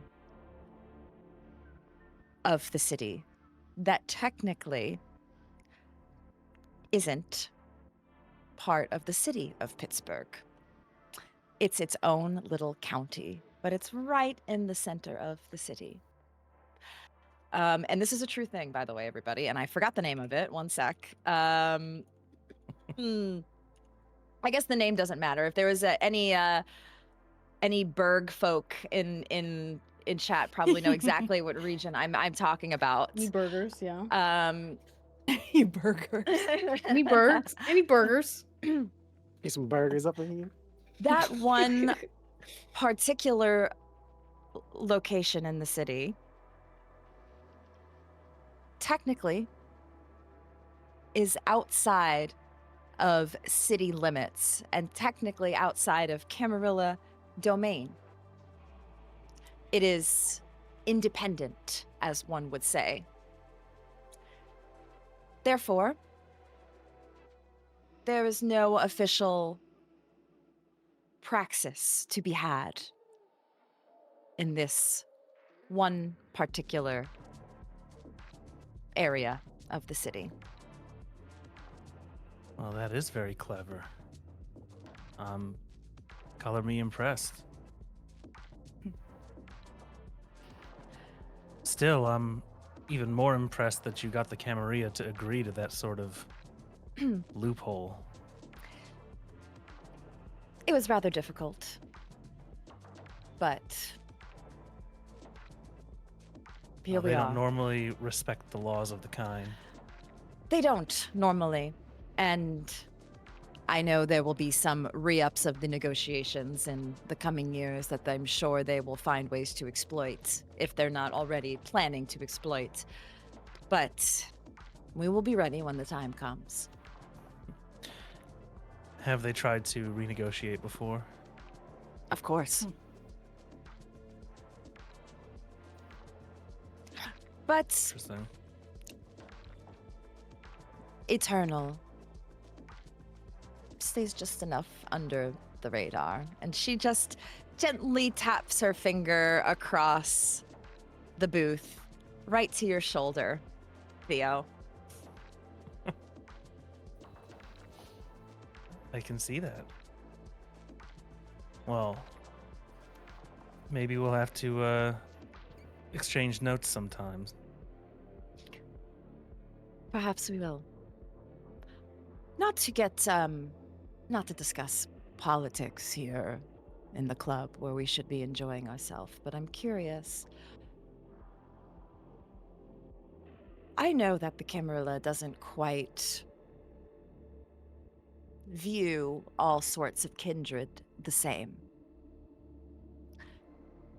Thin Bloods, for example. They are, for some reason, so excommunicated from all sorts of Camarilla engagements. They are a sign of the times, as they say. They are not safe to be around for whatever reasons.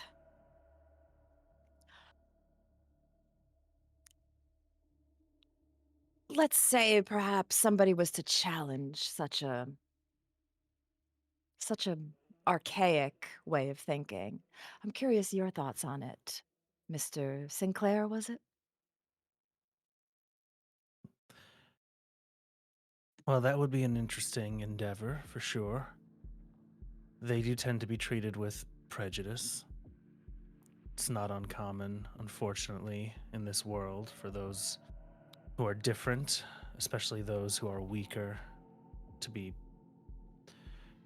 treated unfairly, to say the least. I think it really depends on what your goal is.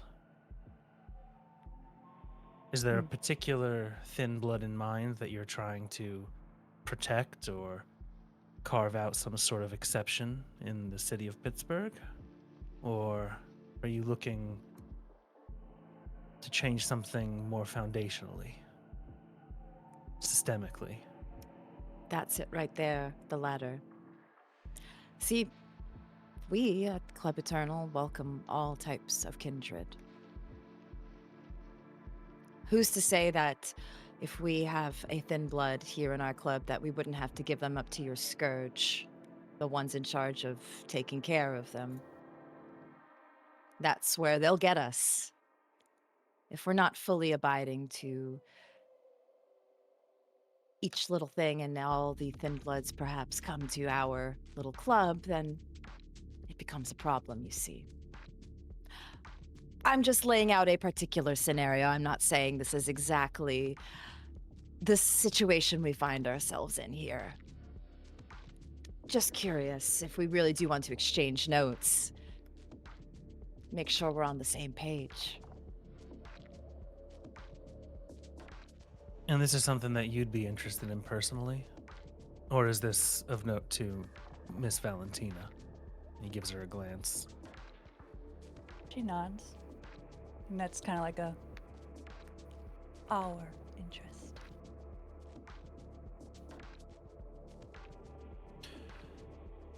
Well, you've actually come to the right person for something like that.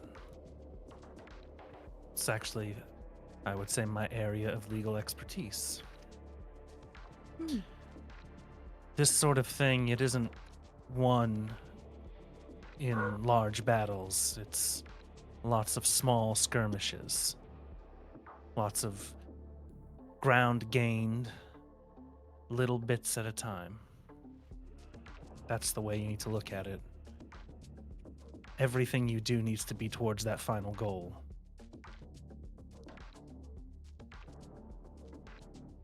You're not going to get what you want in one fell swoop.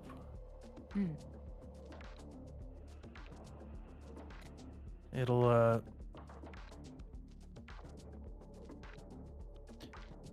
be good to strategize. You'll want to find a good group of thin bloods to work with. People that can understand the bigger vision, can understand the struggles that they're going to face trying to endure this type of undertaking. It's a lot of work. It sounds like a lot of work, yes.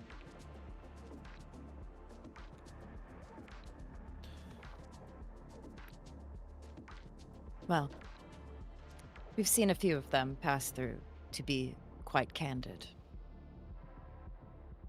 I see. More than usual coming here. In the past few years, I would say more than usual, and if we did fully abide to the Camarilla laws, it would be one that would probably raise some flags, yes. Storyteller, can you refresh me on what those Camarilla laws are? I feel like Theo would know. Can I have a law check? Can I have a law check? Real Yeah. quick? Law check, please. Law check. Tell me that law- Can I have law a check, scourge please. check? Please. I do have a specialty in legal studies. Yes. Usually lawyer. thin bloods are a big no-no in the Camarilla because like thin bloods could create, like if you create thin bloods, like they're not full kindred, and that could be dangerous. Some see them as like obviously a sign of like Gehenna and the end times, but also just in general, it's not good to have them around because if they're embracing people, you're making like 14th gen, and that's like it's messy. But is there like laws against them being like they're not welcome Yeah, in? correct. They're technically not welcome in the Camarilla. It's not very nice. They're not very nice. Poor Malcolm Jones. I know they kind of like they do technically. I think the Scourge's job is to technically eradicate of them. Oh Lord. Yeah, it's not great. It's not great. That's not good. There are like each city, each domain has their own rules and laws for thin bloods. Some are a bit more strict and harsh. I think New York's probably one of the more strict ones. But What's Pittsburgh like? Because Pittsburgh is a newer Camarilla city and thin bloods haven't really been an issue yet, there's technically no formal scourge in the city because there hasn't been a need for one. So from your understanding, there's no formal law in place, but you know that the generalized Camarilla laws, thin bloods are not good. So if there was a problem, it would require a scourge. Okay. Now I assume you haven't spoken of this to many other kindred in this area. No. And is your primary concern for the well-being of these younger kindred, or are you looking out more for your own liability? It's a good question you asked there. Well, what you would want to do would depend entirely on the answer. I see. So I guess me saying my reasons are my own wouldn't be a satisfactory answer.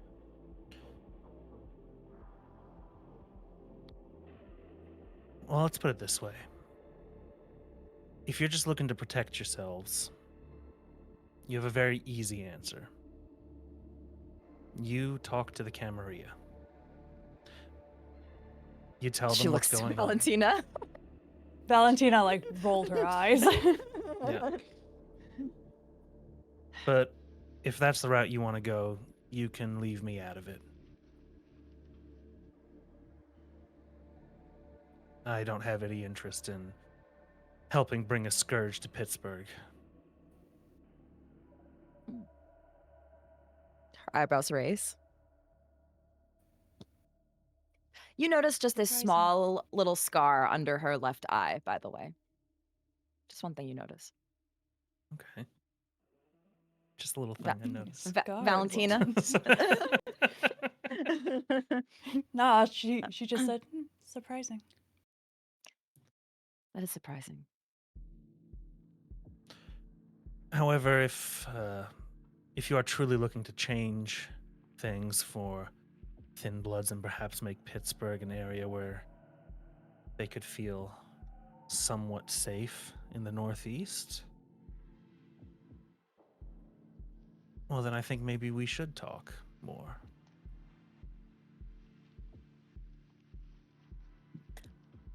My place or yours? I mean this club or your casino. Of course she did. And she kind of like looks over at Charlie. Hey, I'm flexible. Wherever you feel more comfortable. Declan's still here. We know. Good. Go sit on the nipple chair. No, hey, Ban to the nipple chair.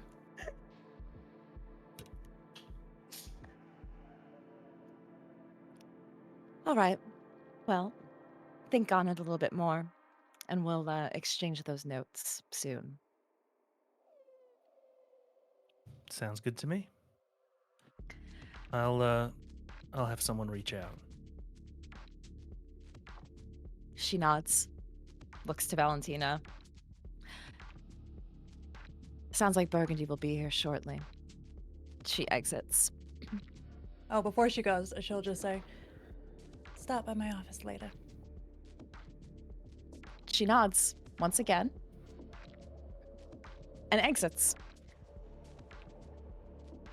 Kat, you were heading out to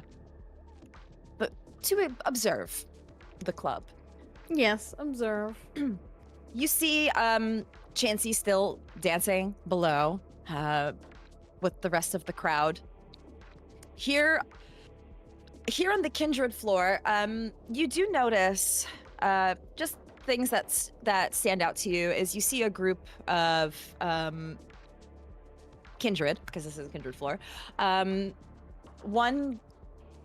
Three women. One of them is dressed in all black leather. She has short, curly hair and glasses, and she wears like a choker necklace. This is the leather area. And by leather, I don't mean that. You know who is always wearing leather. It takes you, not the leather jacket crew. She's Ah. clutching her. The rapscallions. The ne'er-do-wells. You see, it's the rebellious type. You could Look, see it's here.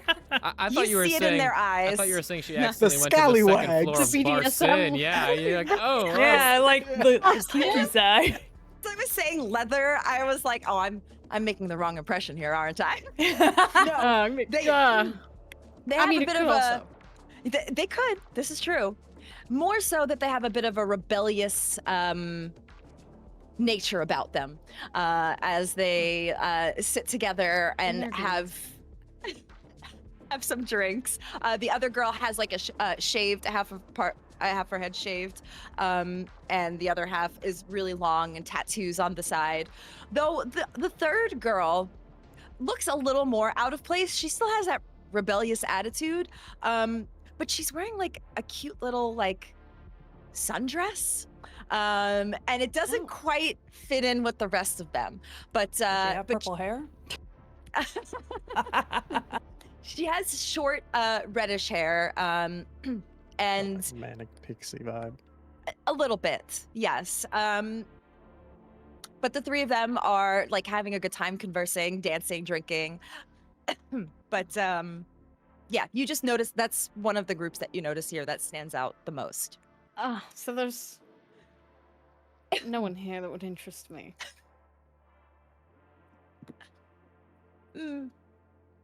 Perhaps not.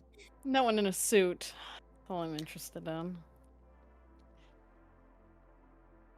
No, just Chancie and his nice little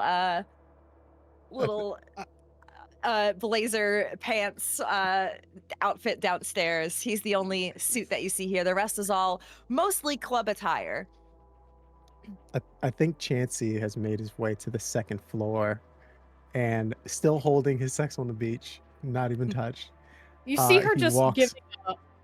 Ooh. Oh, he'll look to everyone on the floor. Oh, I warmed him up for you if anybody wants to take part. Enjoy. Oh, Miss Sinclair. Chancie. I was just taking a walk around the club, and it is. I fear this is quite dire. Do explain. I don't think I've seen a single person here who would get halfway through the doors at Elysium. You see that as an issue? No, it's just that combined with the odd air in the place. I have another way I can come at this. Oh, goodness, you're gonna make me say it. Back in my day. Don't say anything, I know. The performance, it reminds me of the movie scene back then in the 50s and 60s. It was all pretty on screen for everybody to see, but behind the scenes it was horrid. That's what it feels like. So you assume that all this is just a front for chaos behind doors? I don't even know if it's that.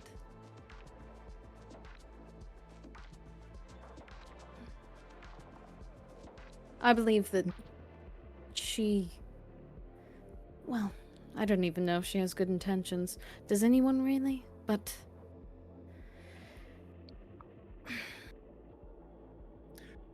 May I be honest with you, Miss Sinclair? Now, before you answer, the last time I asked you that question, you seem to have had, we'll call it a negative take on my opinion. So this time, I'm going to ask you, and I want you to be honest. Would you like my opinion? I always want you to, but I'm allowed to react negatively. That's fair. Mm. Not everyone is built for the Camarilla. Not know that. everyone is going to want to play the game the same way. But everybody's going to want to run in the race. Have a fair shot. Yes. And as a woman who feels as though it is important to buy an entire airport. I assume that owning a casino isn't your final goal. No. Please. So, though things may look chaotic in the background of the scenario, you just need to make sure that everyone feels comfortable. And then Miss Valentina's situation of how she runs her business won't seem so confusing. No, not confusing, just leaves a bitter taste in my mouth. I believe you business folks like to call it part of business as usual. I don't know. I don't usually listen that far into the Ventrue politics and whatnot. That's fair.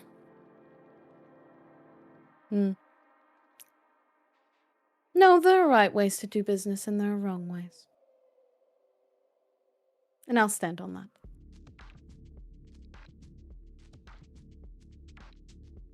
That's why the Ventrue are the ones who are meant to do such things. And I think that's my distaste. She kind of like looks at him like, you know what, Chancie, you really are just a dear. That is exactly what I was feeling. Thank you. That's why I was feeling so odd about this place.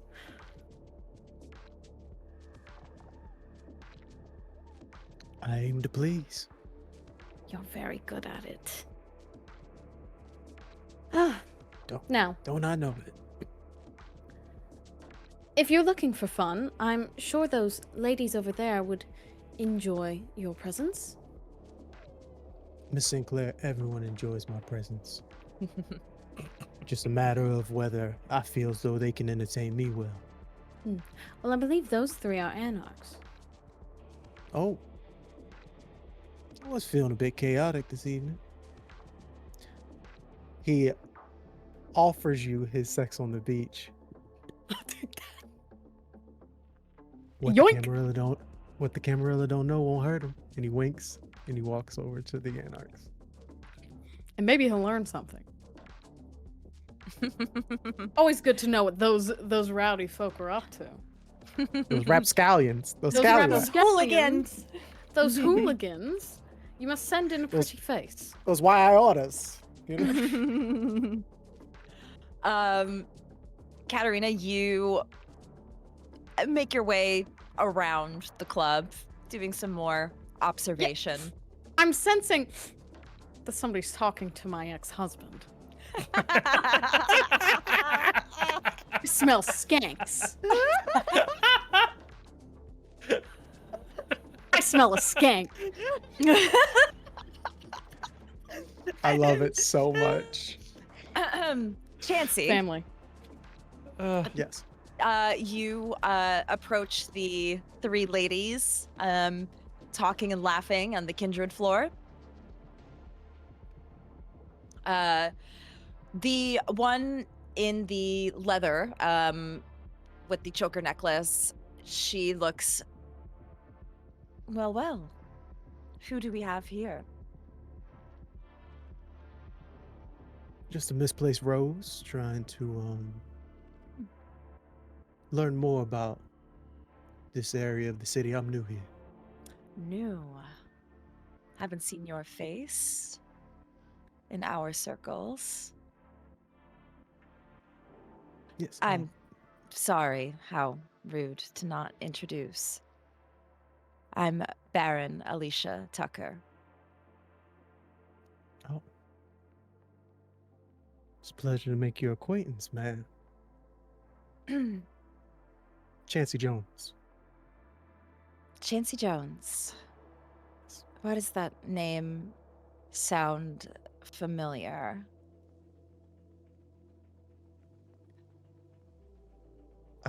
don't mean to brag, but I do have a small band known as Serendipity that plays over by the Viper's Vengeance.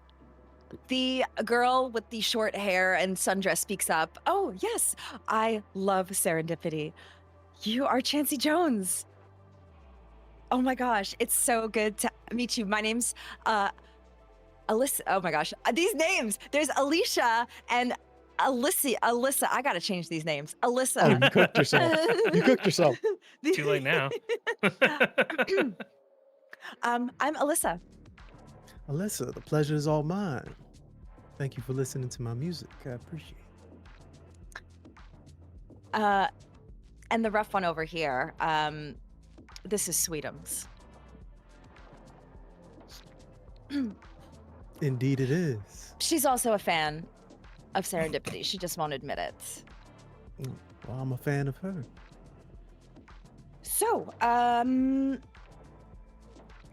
you perform at different places? Or I haven't seen you performing at some of the usual bars. Well, I kind of have made sort of a home at the Viper's Vengeance. I mean, I could possibly do more shows if more folks within Pittsburgh feel it proper to have me there, but I don't try to meddle in other people's business if not needed. I see. Baron speaks up. So, let's say we wanted to come see a performance sometime. Would we be welcome?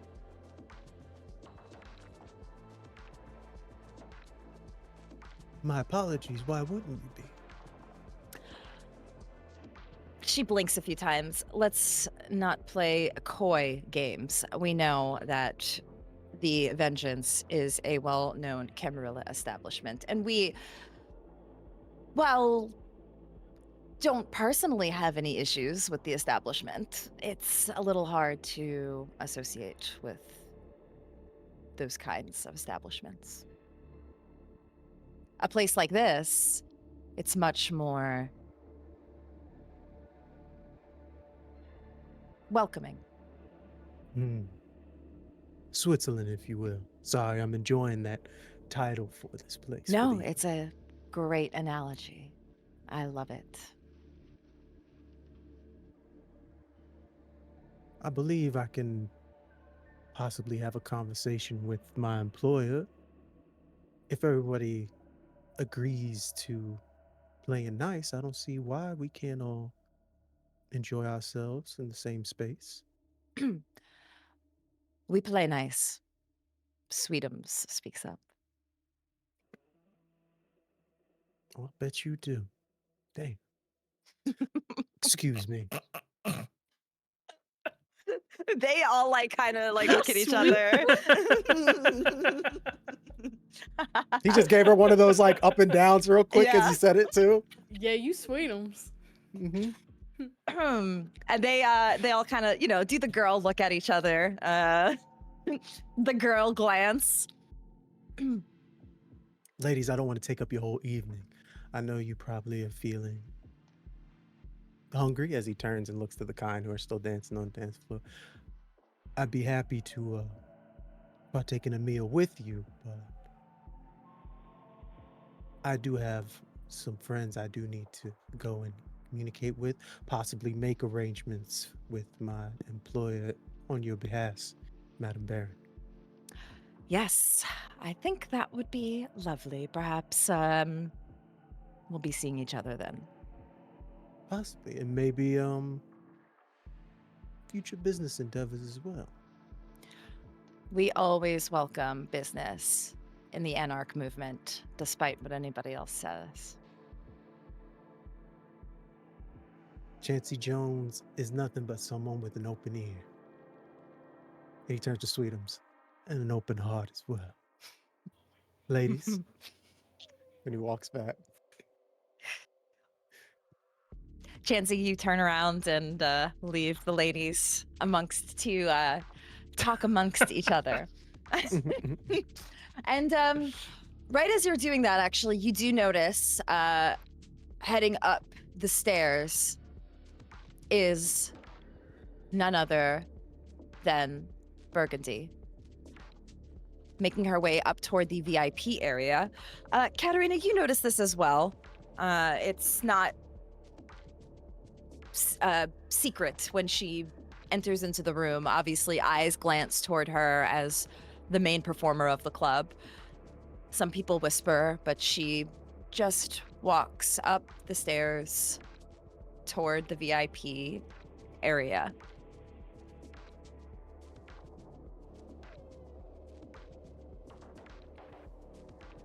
I follow. Yep, Chancie behind as well. We'll probably help his Miss Sinclair up the stairs. Oh, thank you. The two of you follow as Burgundy enters the booth. Ah, Valentina. Burgundy, wonderful to see you. Great performance as always. It is only as good as those who attend. And she looks to the two of you and turns to see just stepping in Katerina and Chancie. It is lovely to make all of your acquaintance. Likewise. Oh, where are my manners? Burgundy, this is Theo, Declan, Kat, or do you prefer Katerina? Katerina. Katerina. And Chancie. She smiles to each of you, but a particularly larger smile to you, Chancie. Lovely to meet you all. Ladies. You can call me Holly. Holiday is my name, my stage name, Burgundy.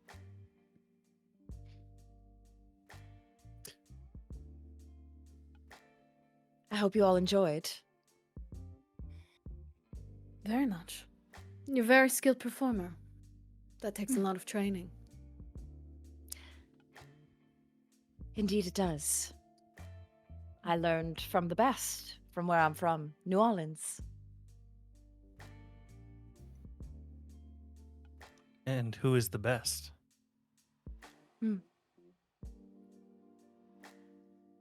Many talented performers that I knew in a previous life. You know, we have some pretty talented performers at the Viper's Vengeance as well. So I've heard. She looks to Chancie. I've been wanting to meet Mr. Chancie Jones for some time. I've been a great admirer of your work. From one artist to another, I could say, from that one performance alone, you've got yourself a fan in me as well.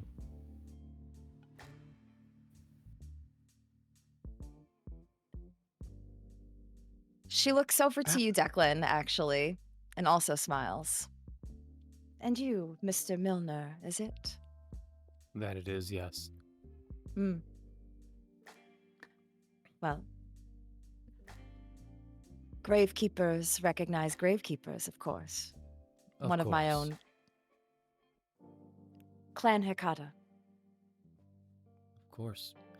I couldn't help but hear it on your voice. Yes. It's funny, as I think most would assume that talent and passion only comes from one particular bloodline.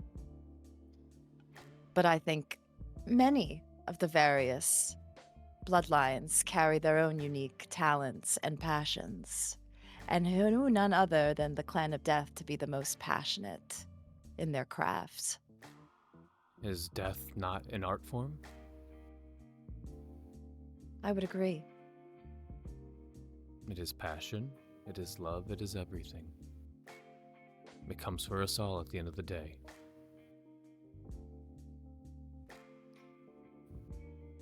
I feel that when I perform, I'm a bit closer to that, to those who are here, to the dead. I find it fascinating. They speak through you. I think they do. That is admirable. That you allow them access.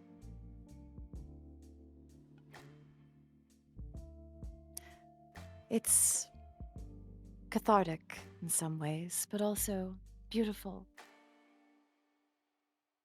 I've heard many things from different ghosts. So if there are ever any that you want to talk to,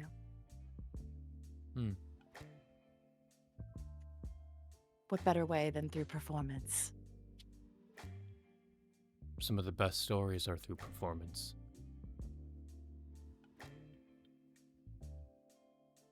I would agree. Now, go right ahead. Go right ahead. What family do you hail from? Yes, family. Well, it's perhaps quite the opposite from yours, Mr. Milliner. I hail from what is left of the first of the Clan of Death. The Harbingers of Asher, we say. Some just say the Cappadocians. How do I feel about that, ST? Oh no. Well, the Giovanni don't Roll a particularly feeling check. they don't particularly like the Cappadocians. But the Milliners also don't technically like the Giovanni. Yeah, you're indifferent about Okay. it personally. Like the personal stuff that goes way back. Like, yeah, you're pretty indifferent about it. Okay. You just know that they're kind of like, from what you know, they're like the creepy, dead ones, and she doesn't really look like the creepy dead ones. Got so, But there is an aura of decay to her. yes, correct. Got it. An ancient bloodline. So they say. Are you new? I'm rather young, I suppose, according to... My sire's a bit old, but I've only been in this life for the past 10 or so years. Being from New Orleans, I would have guessed Samdi. Yes, I have met one of those before. They're even more, well, they're a bit harder to go out with because of, all of the flesh rotting and everything. They're quite unfortunate to eat dinner with. Yes. It's just always so nice to meet others in the city who have similar interests. And I feel like maybe we all do. And she looks to the group. Look, I can feel it in the air right now. I can feel the tenseness, the uneasy. We should all loosen up. Maybe we all dance together a little bit. Just to have a little fun. Why are we all so, I don't know, uneasy? Let's form some sort of bonds, friendships. That's what it's all about, right? It's not about stabbing each other in the back. Was that an option? I've tried telling them. You might be Well, speaking to the wrong man there. The way you're all sitting here, it feels like that. Holly, It feels like you're ready for somebody to stab somebody. I've lived a long life, long unlife. That is what Miss Sinclair pays me to do. Is to stab people? Sometimes. Sometimes. Stab them, shoot them, Destroy their body, Do you keep the bodies? some of them. Fun. Now, I don't much dance, but I will join you downstairs. I'd love to talk more about the feeling you get when you sing. It does intrigue me. Well, at least something intrigues. What about the rest of you? What intrigues you all?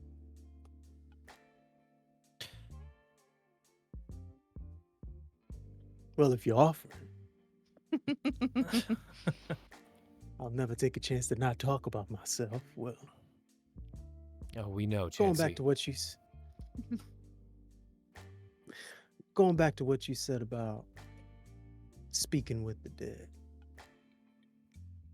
Sometimes I guess when I play my music, it's my way of pulling the histories of the music that I play. Now I could play something more of the present times, but there's something about jazz, there's something about blues that reminds people of a past life that they probably don't even know about. The heritage that comes from that music, I love to share that with kindred, whoever wants to give an ear. So when you say you speak to the dead with your lovely tune, let's say I relate to that holiday.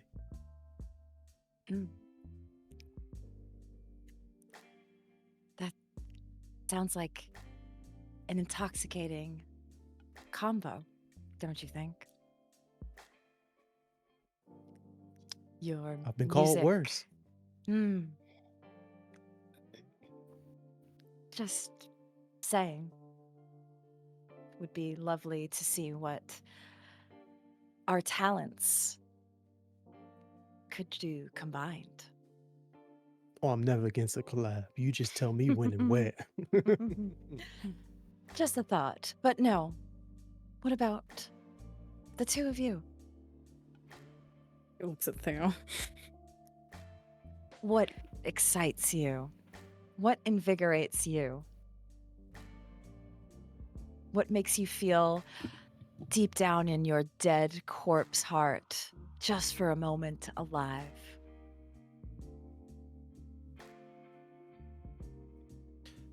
It's an interesting question. Yeah, I'd love to know your answer. Oh, really? Yeah. I would think you would know after 60, 70 years. It hasn't changed. Not much. Really? Has it changed for you? I don't know. Do you still know what it is? Oh, I sense something here. Something What I unsaid. care about, Holiday, money, power, total domination. There you are. No, At things least she haven't has her changed goals. much.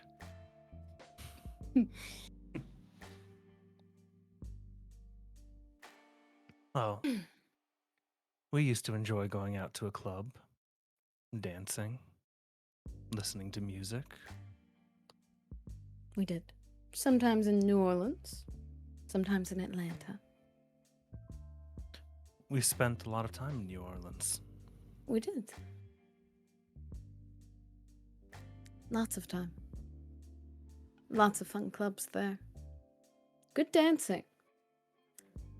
I think, Good music. what was it? Were we doing swing? Was it swing then that we were dancing? Sure was. That was good.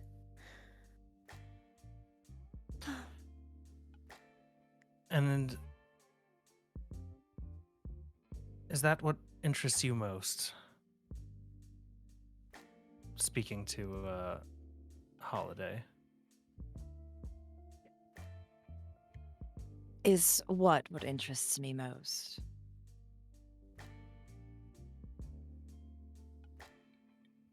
These type of questions, getting to know what passions drive people. Oh, yes. It does. Especially our kind. We're so focused on the night to night business, growing everything that we've built. But do you ever just stop and think about why or what? Or what truly drives you? You don't think that some of that could be one and the same? What drives us, our passion? We put those passions into what we try to build every night. Especially if there's something that you hold more important than, well, just dancing and going to the club. That is very important, yes. I mostly speak of these things because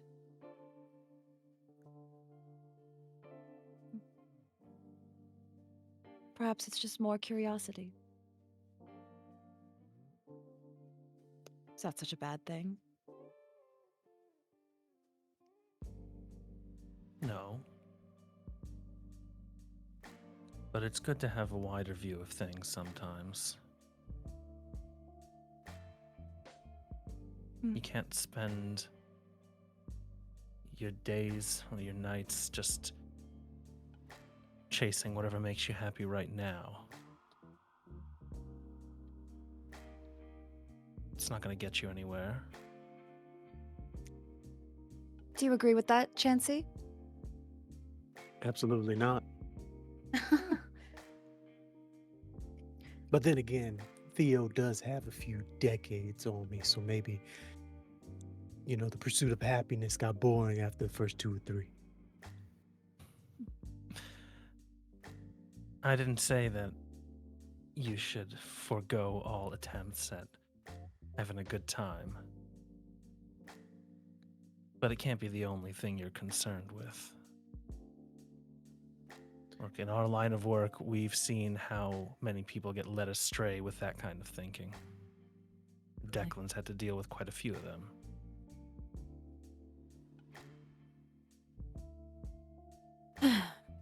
And when you have forever, well, you can't just fuck off forever. We are afforded a very special blessing in that we get lifetimes and lifetimes to build things that kind never will. So you have time to fuck off and build something, Chancie. And sometimes combine them, which I think you're doing a good job of.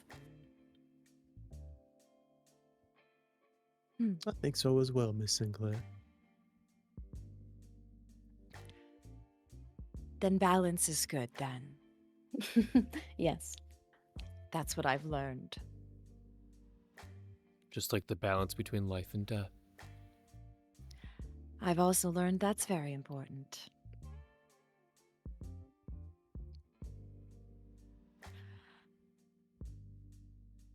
I think that's why we have Eternal, this club.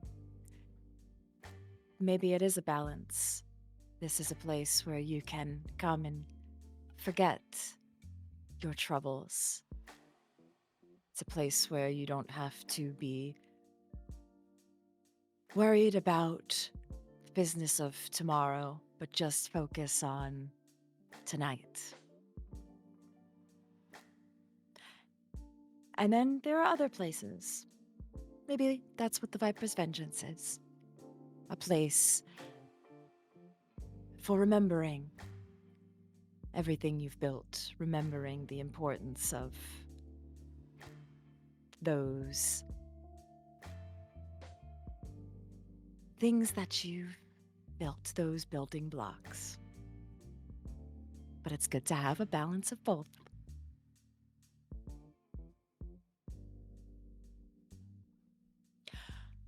Well, I think that was enough talking and ice breaking. I think we should all go dance a little bit. Or Holiday, stand. if you can get Yes. Stand broodingly in the corner, as I see a few of you may be more keen to do. Oh, just not my style of music. Hmm. well, it's not mine either, but I damn sure gonna try. Miss Holiday, and he puts a hand out. Let's go, sugar. Find me when you're done. Maybe If there's time. You were talking to Holiday. okay, I'm not just a to dick. Chancie. Chancie still takes it that way. Of course he does. Oh. We're just gonna sit Or in, if- on the sides like a middle school dance. Just, Well, the Is that what we're club's, gonna do? the club's Wallflowers. name is Eternal, so we have eternity to talk about the dead, Miss Holiday. Yes.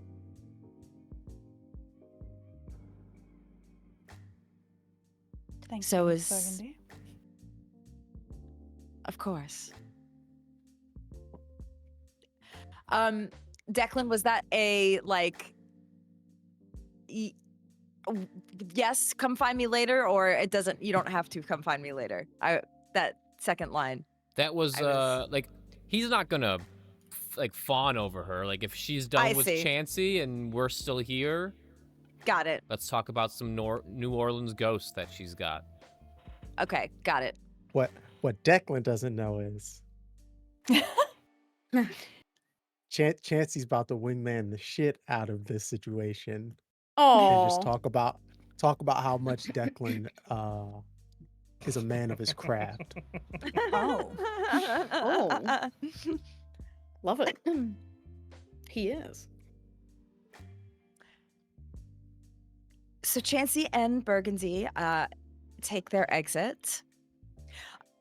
Is there anything the four of you would like to discuss?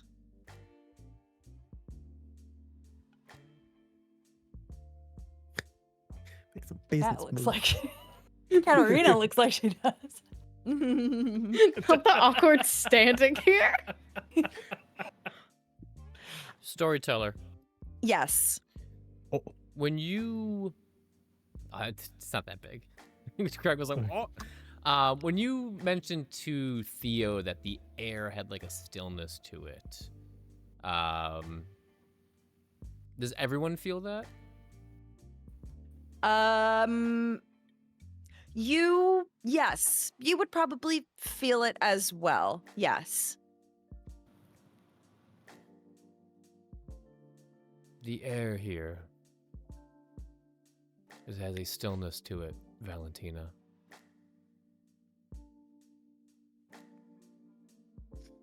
There's a sort of macabre feeling. Katerina, I'm stop clutching your happy pearls, you're- you'll be fine. Provided this atmosphere for you, or should I make the air heavier? No, I quite enjoy it. Has anyone died here recently? Oh my goodness. I mean, define died. Oh Lord. Has anyone stopped breathing, their heart stopped beating, any heads decapitated? Markov, you said that was Markov, past tense. Oh, he lives. Just differently. I see. As I said, he needed to take a seat for a little bit. So he is alive. Shame.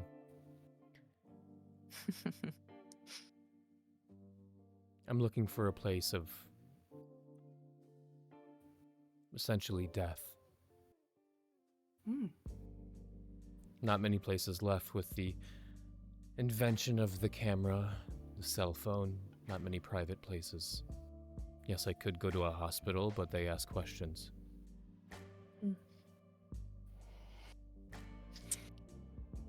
What are you looking to do?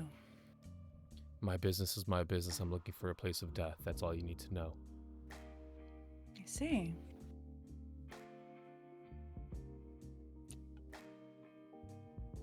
Storyteller. Valentina, I was gonna say, I was also going to say, you know that this area does have an affinity for the dead.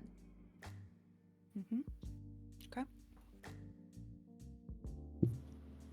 Well, I can make my arrangements for you if that's what you desire. What's it gonna cost me?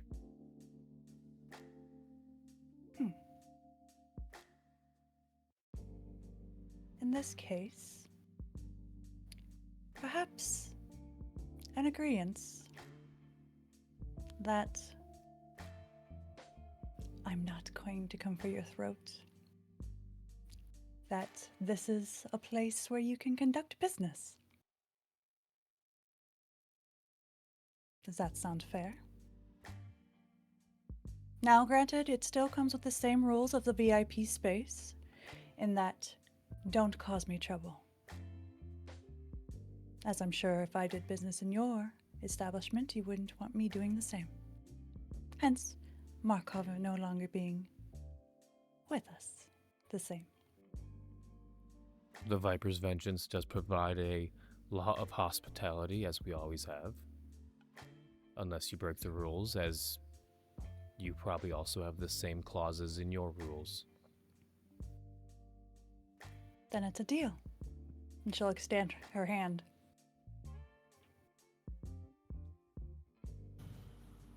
Declan would shake it. She's gonna look over to you, Katerina. A deal? Oh, Lord. Sure. She'll shake your hand. And Theodore. Yes, of course. And she will shake your hand. Then we are in agreement, and I will find the means necessary to acquire what you need. I thought Thank you you. said this place was... It is, but if you require anything additional, I won't. then it's all prepared.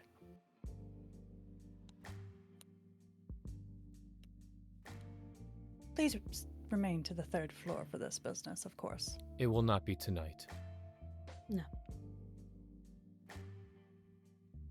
And I will let Mordecai know.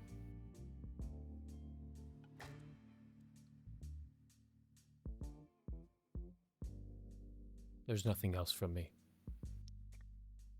No, I think it's about time we catch up with Chancie. He's only been gone 4 minutes. Oh, fine. Then we'll go supervise.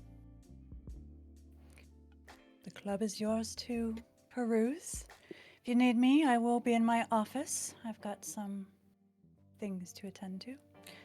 But I hope you've enjoyed your stay here at Eternal.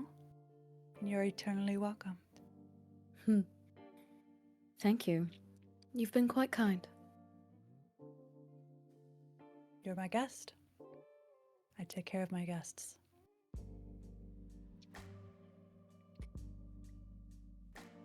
Give a tiny head Valentina. nod. Valentina stands up and takes her leave back to her office. The three of you are left. You also get up and head toward the exit of this VIP area. You get your last few glimpses of the club and the environment. You see Chancie down below, dancing with Burgundy, the two of them a spectacle for the rest of the crowd. And Chancie, exchange words with Burgundy, the last thing she whispers in your ear is, "You should try singing here. Just once." Well, as long as you don't plan on locking me up in one of these cages. I'm more of a free spirit myself. I could tell. Only if I you was want serious to. about that collab. Absolutely. I would love it. As would I.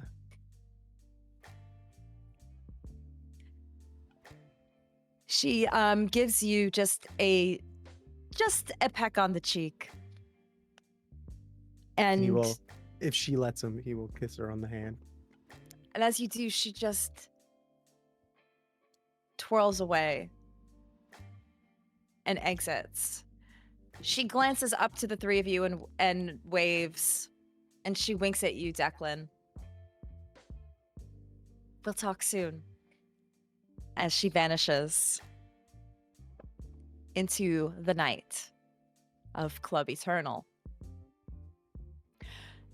The four of you maybe spend a little extra time here just gathering the area, surveying and checking out the spots that you hadn't got to see. You make note of who the bartenders are, see what kind of activity and other kindred may be in and out of here. It's not too busy in the kindred areas. It's mostly kine here and maybe retainers or ghouls. Oh. But you at least get a better understanding of this club and all of the unique intricacies of Eternal. Like I said earlier, a stark contrast to that of the Viper's Vengeance. And maybe you don't like it. It doesn't feel like home. So unless there's anything else that any of you would like to do here, you exit. Oh, Chancey's And- there till closing. Oh, Huh. Chancie, we're leaving. I'll make my way home. Do you need a car? Are you sure about that? As quick. I think the only person who can see it is Declan. He whips out the butterfly knife, twirls it around in his hand, has the knife point out, flips it again, closes it, puts it back in his pocket at that speed that only your eyes would be able to catch. I think I'll be all right. Then get home safe.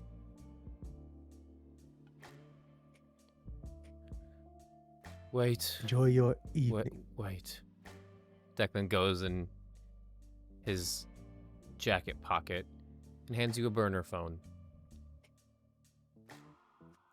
There's only one number saved. Call it if you need it. If you call it, you destroy it. This is a gift, Chancie. Don't squander it. You have me looking the fool. I didn't even get you flowers or anything. I'll see you tomorrow. Take it easy there. I'll get the Porsche. Yeah. Perfect. Well, stand here because she would like to say something to Theo while Declan goes to get the car. Yeah. I knew it. That's why I As went and got it.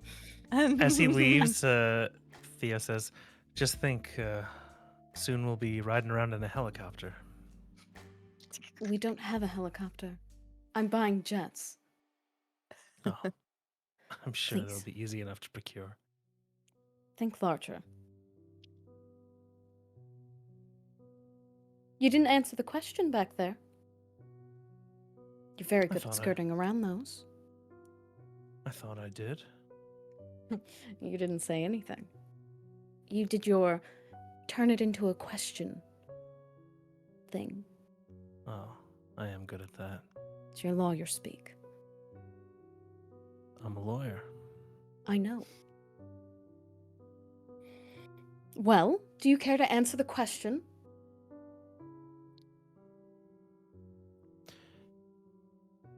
You know, Katerina, I've been asking myself that question for some time now. And?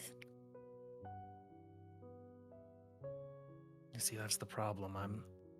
I'm not sure if I really know anymore.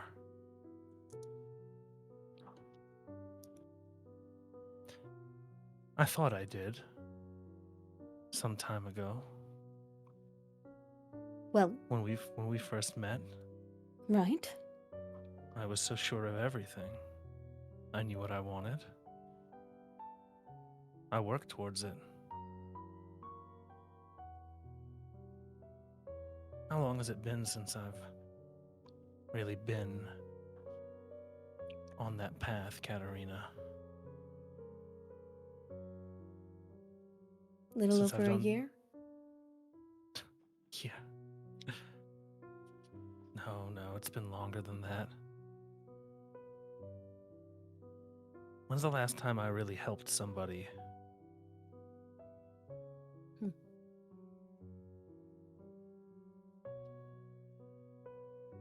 It's been a minute. You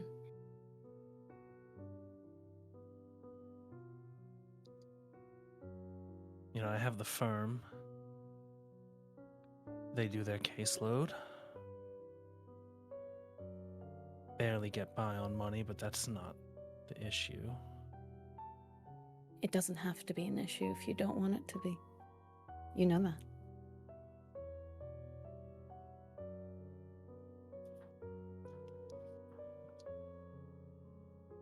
And you could focus on that again. Can I? Yes. Why don't you go back to doing what makes you happy? I know that makes you happy. Get more involved in the cases at your firm. Katerina, I can't show up in court. No, but you know that. And we can't fix that. But it doesn't mean that you can't be involved in the cases otherwise. And the vengeance? Who's going to take care of all of those matters? That's a full-time job, Katerina. Then find me someone who you think is as good.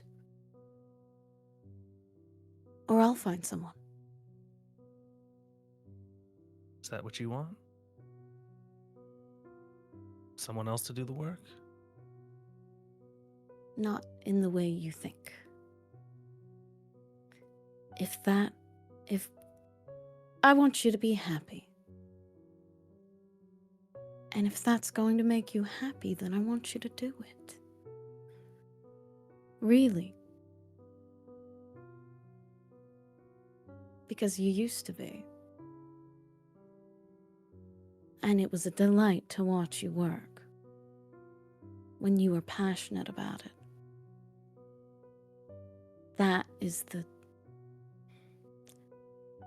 That's the Teddy I really admire.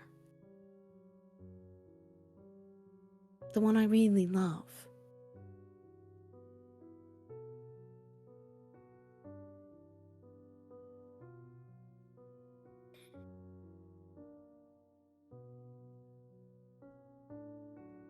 I don't want to leave you with some second-rate lawyer at the club.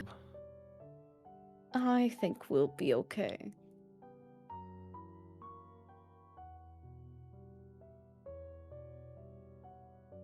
I'll think about it.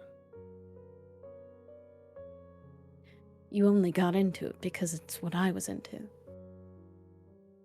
But I know business law isn't what you're interested in. Never has been.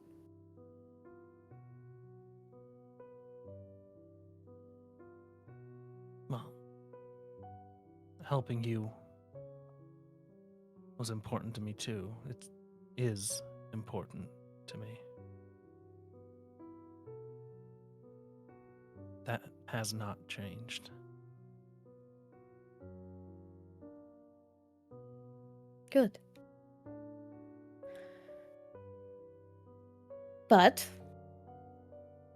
I think you should take the opportunity to work on cases, even if it's a few, that mean something to you.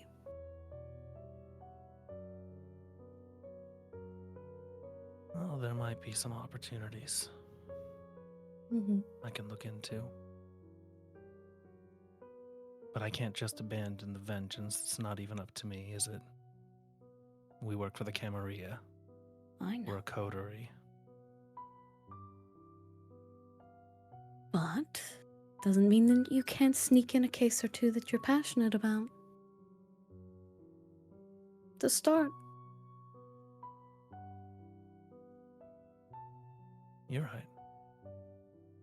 It's worth it. You.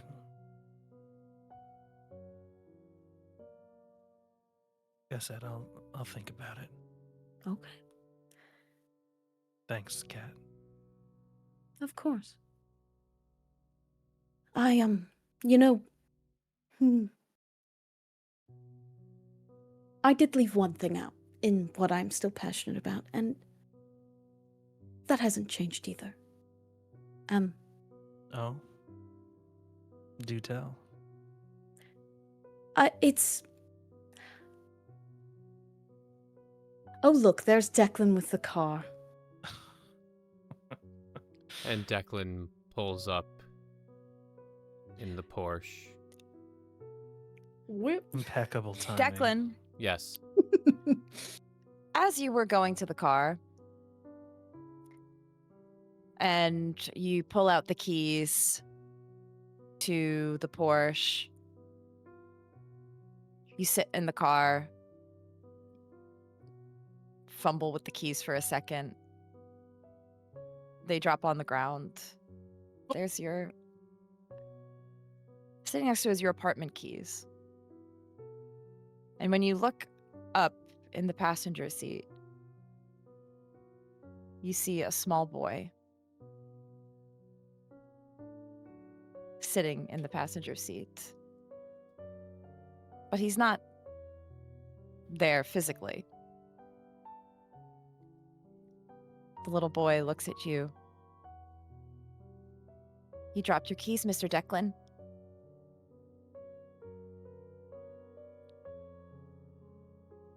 Go home. I don't want to go home.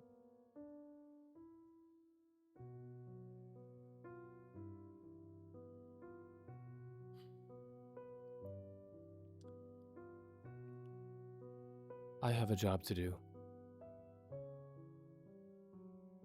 How's your work? It's tiring. You always seem tired, Mr. Declan. We'll talk when I get home. If you don't want me around, fine. No, that's not it.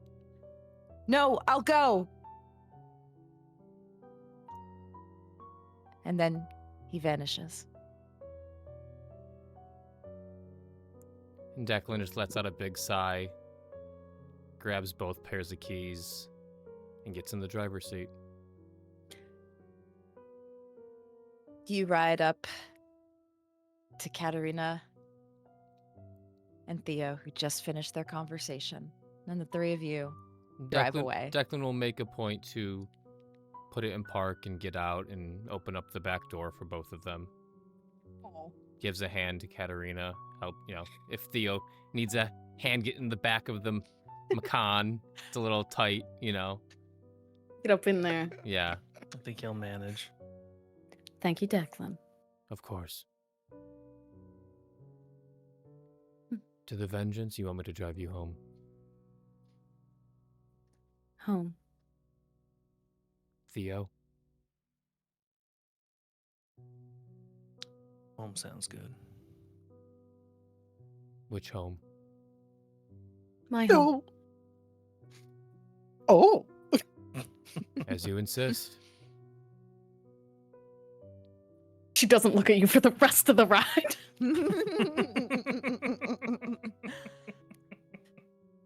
And you drive off.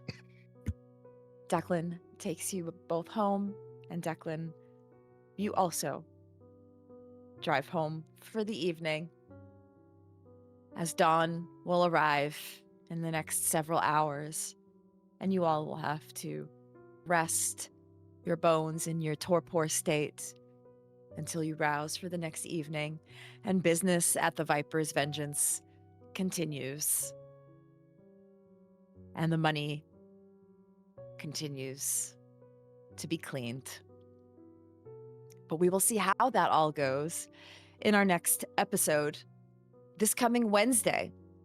Not Friday, but Wednesday, we will be back. So a little bit sooner for all of you YouTube viewers. We'll be back and have our next episode. So stay tuned. I hope you all enjoyed this session. Thanks so much for joining us for our 5th episode of Blood Money. I can't believe we're all...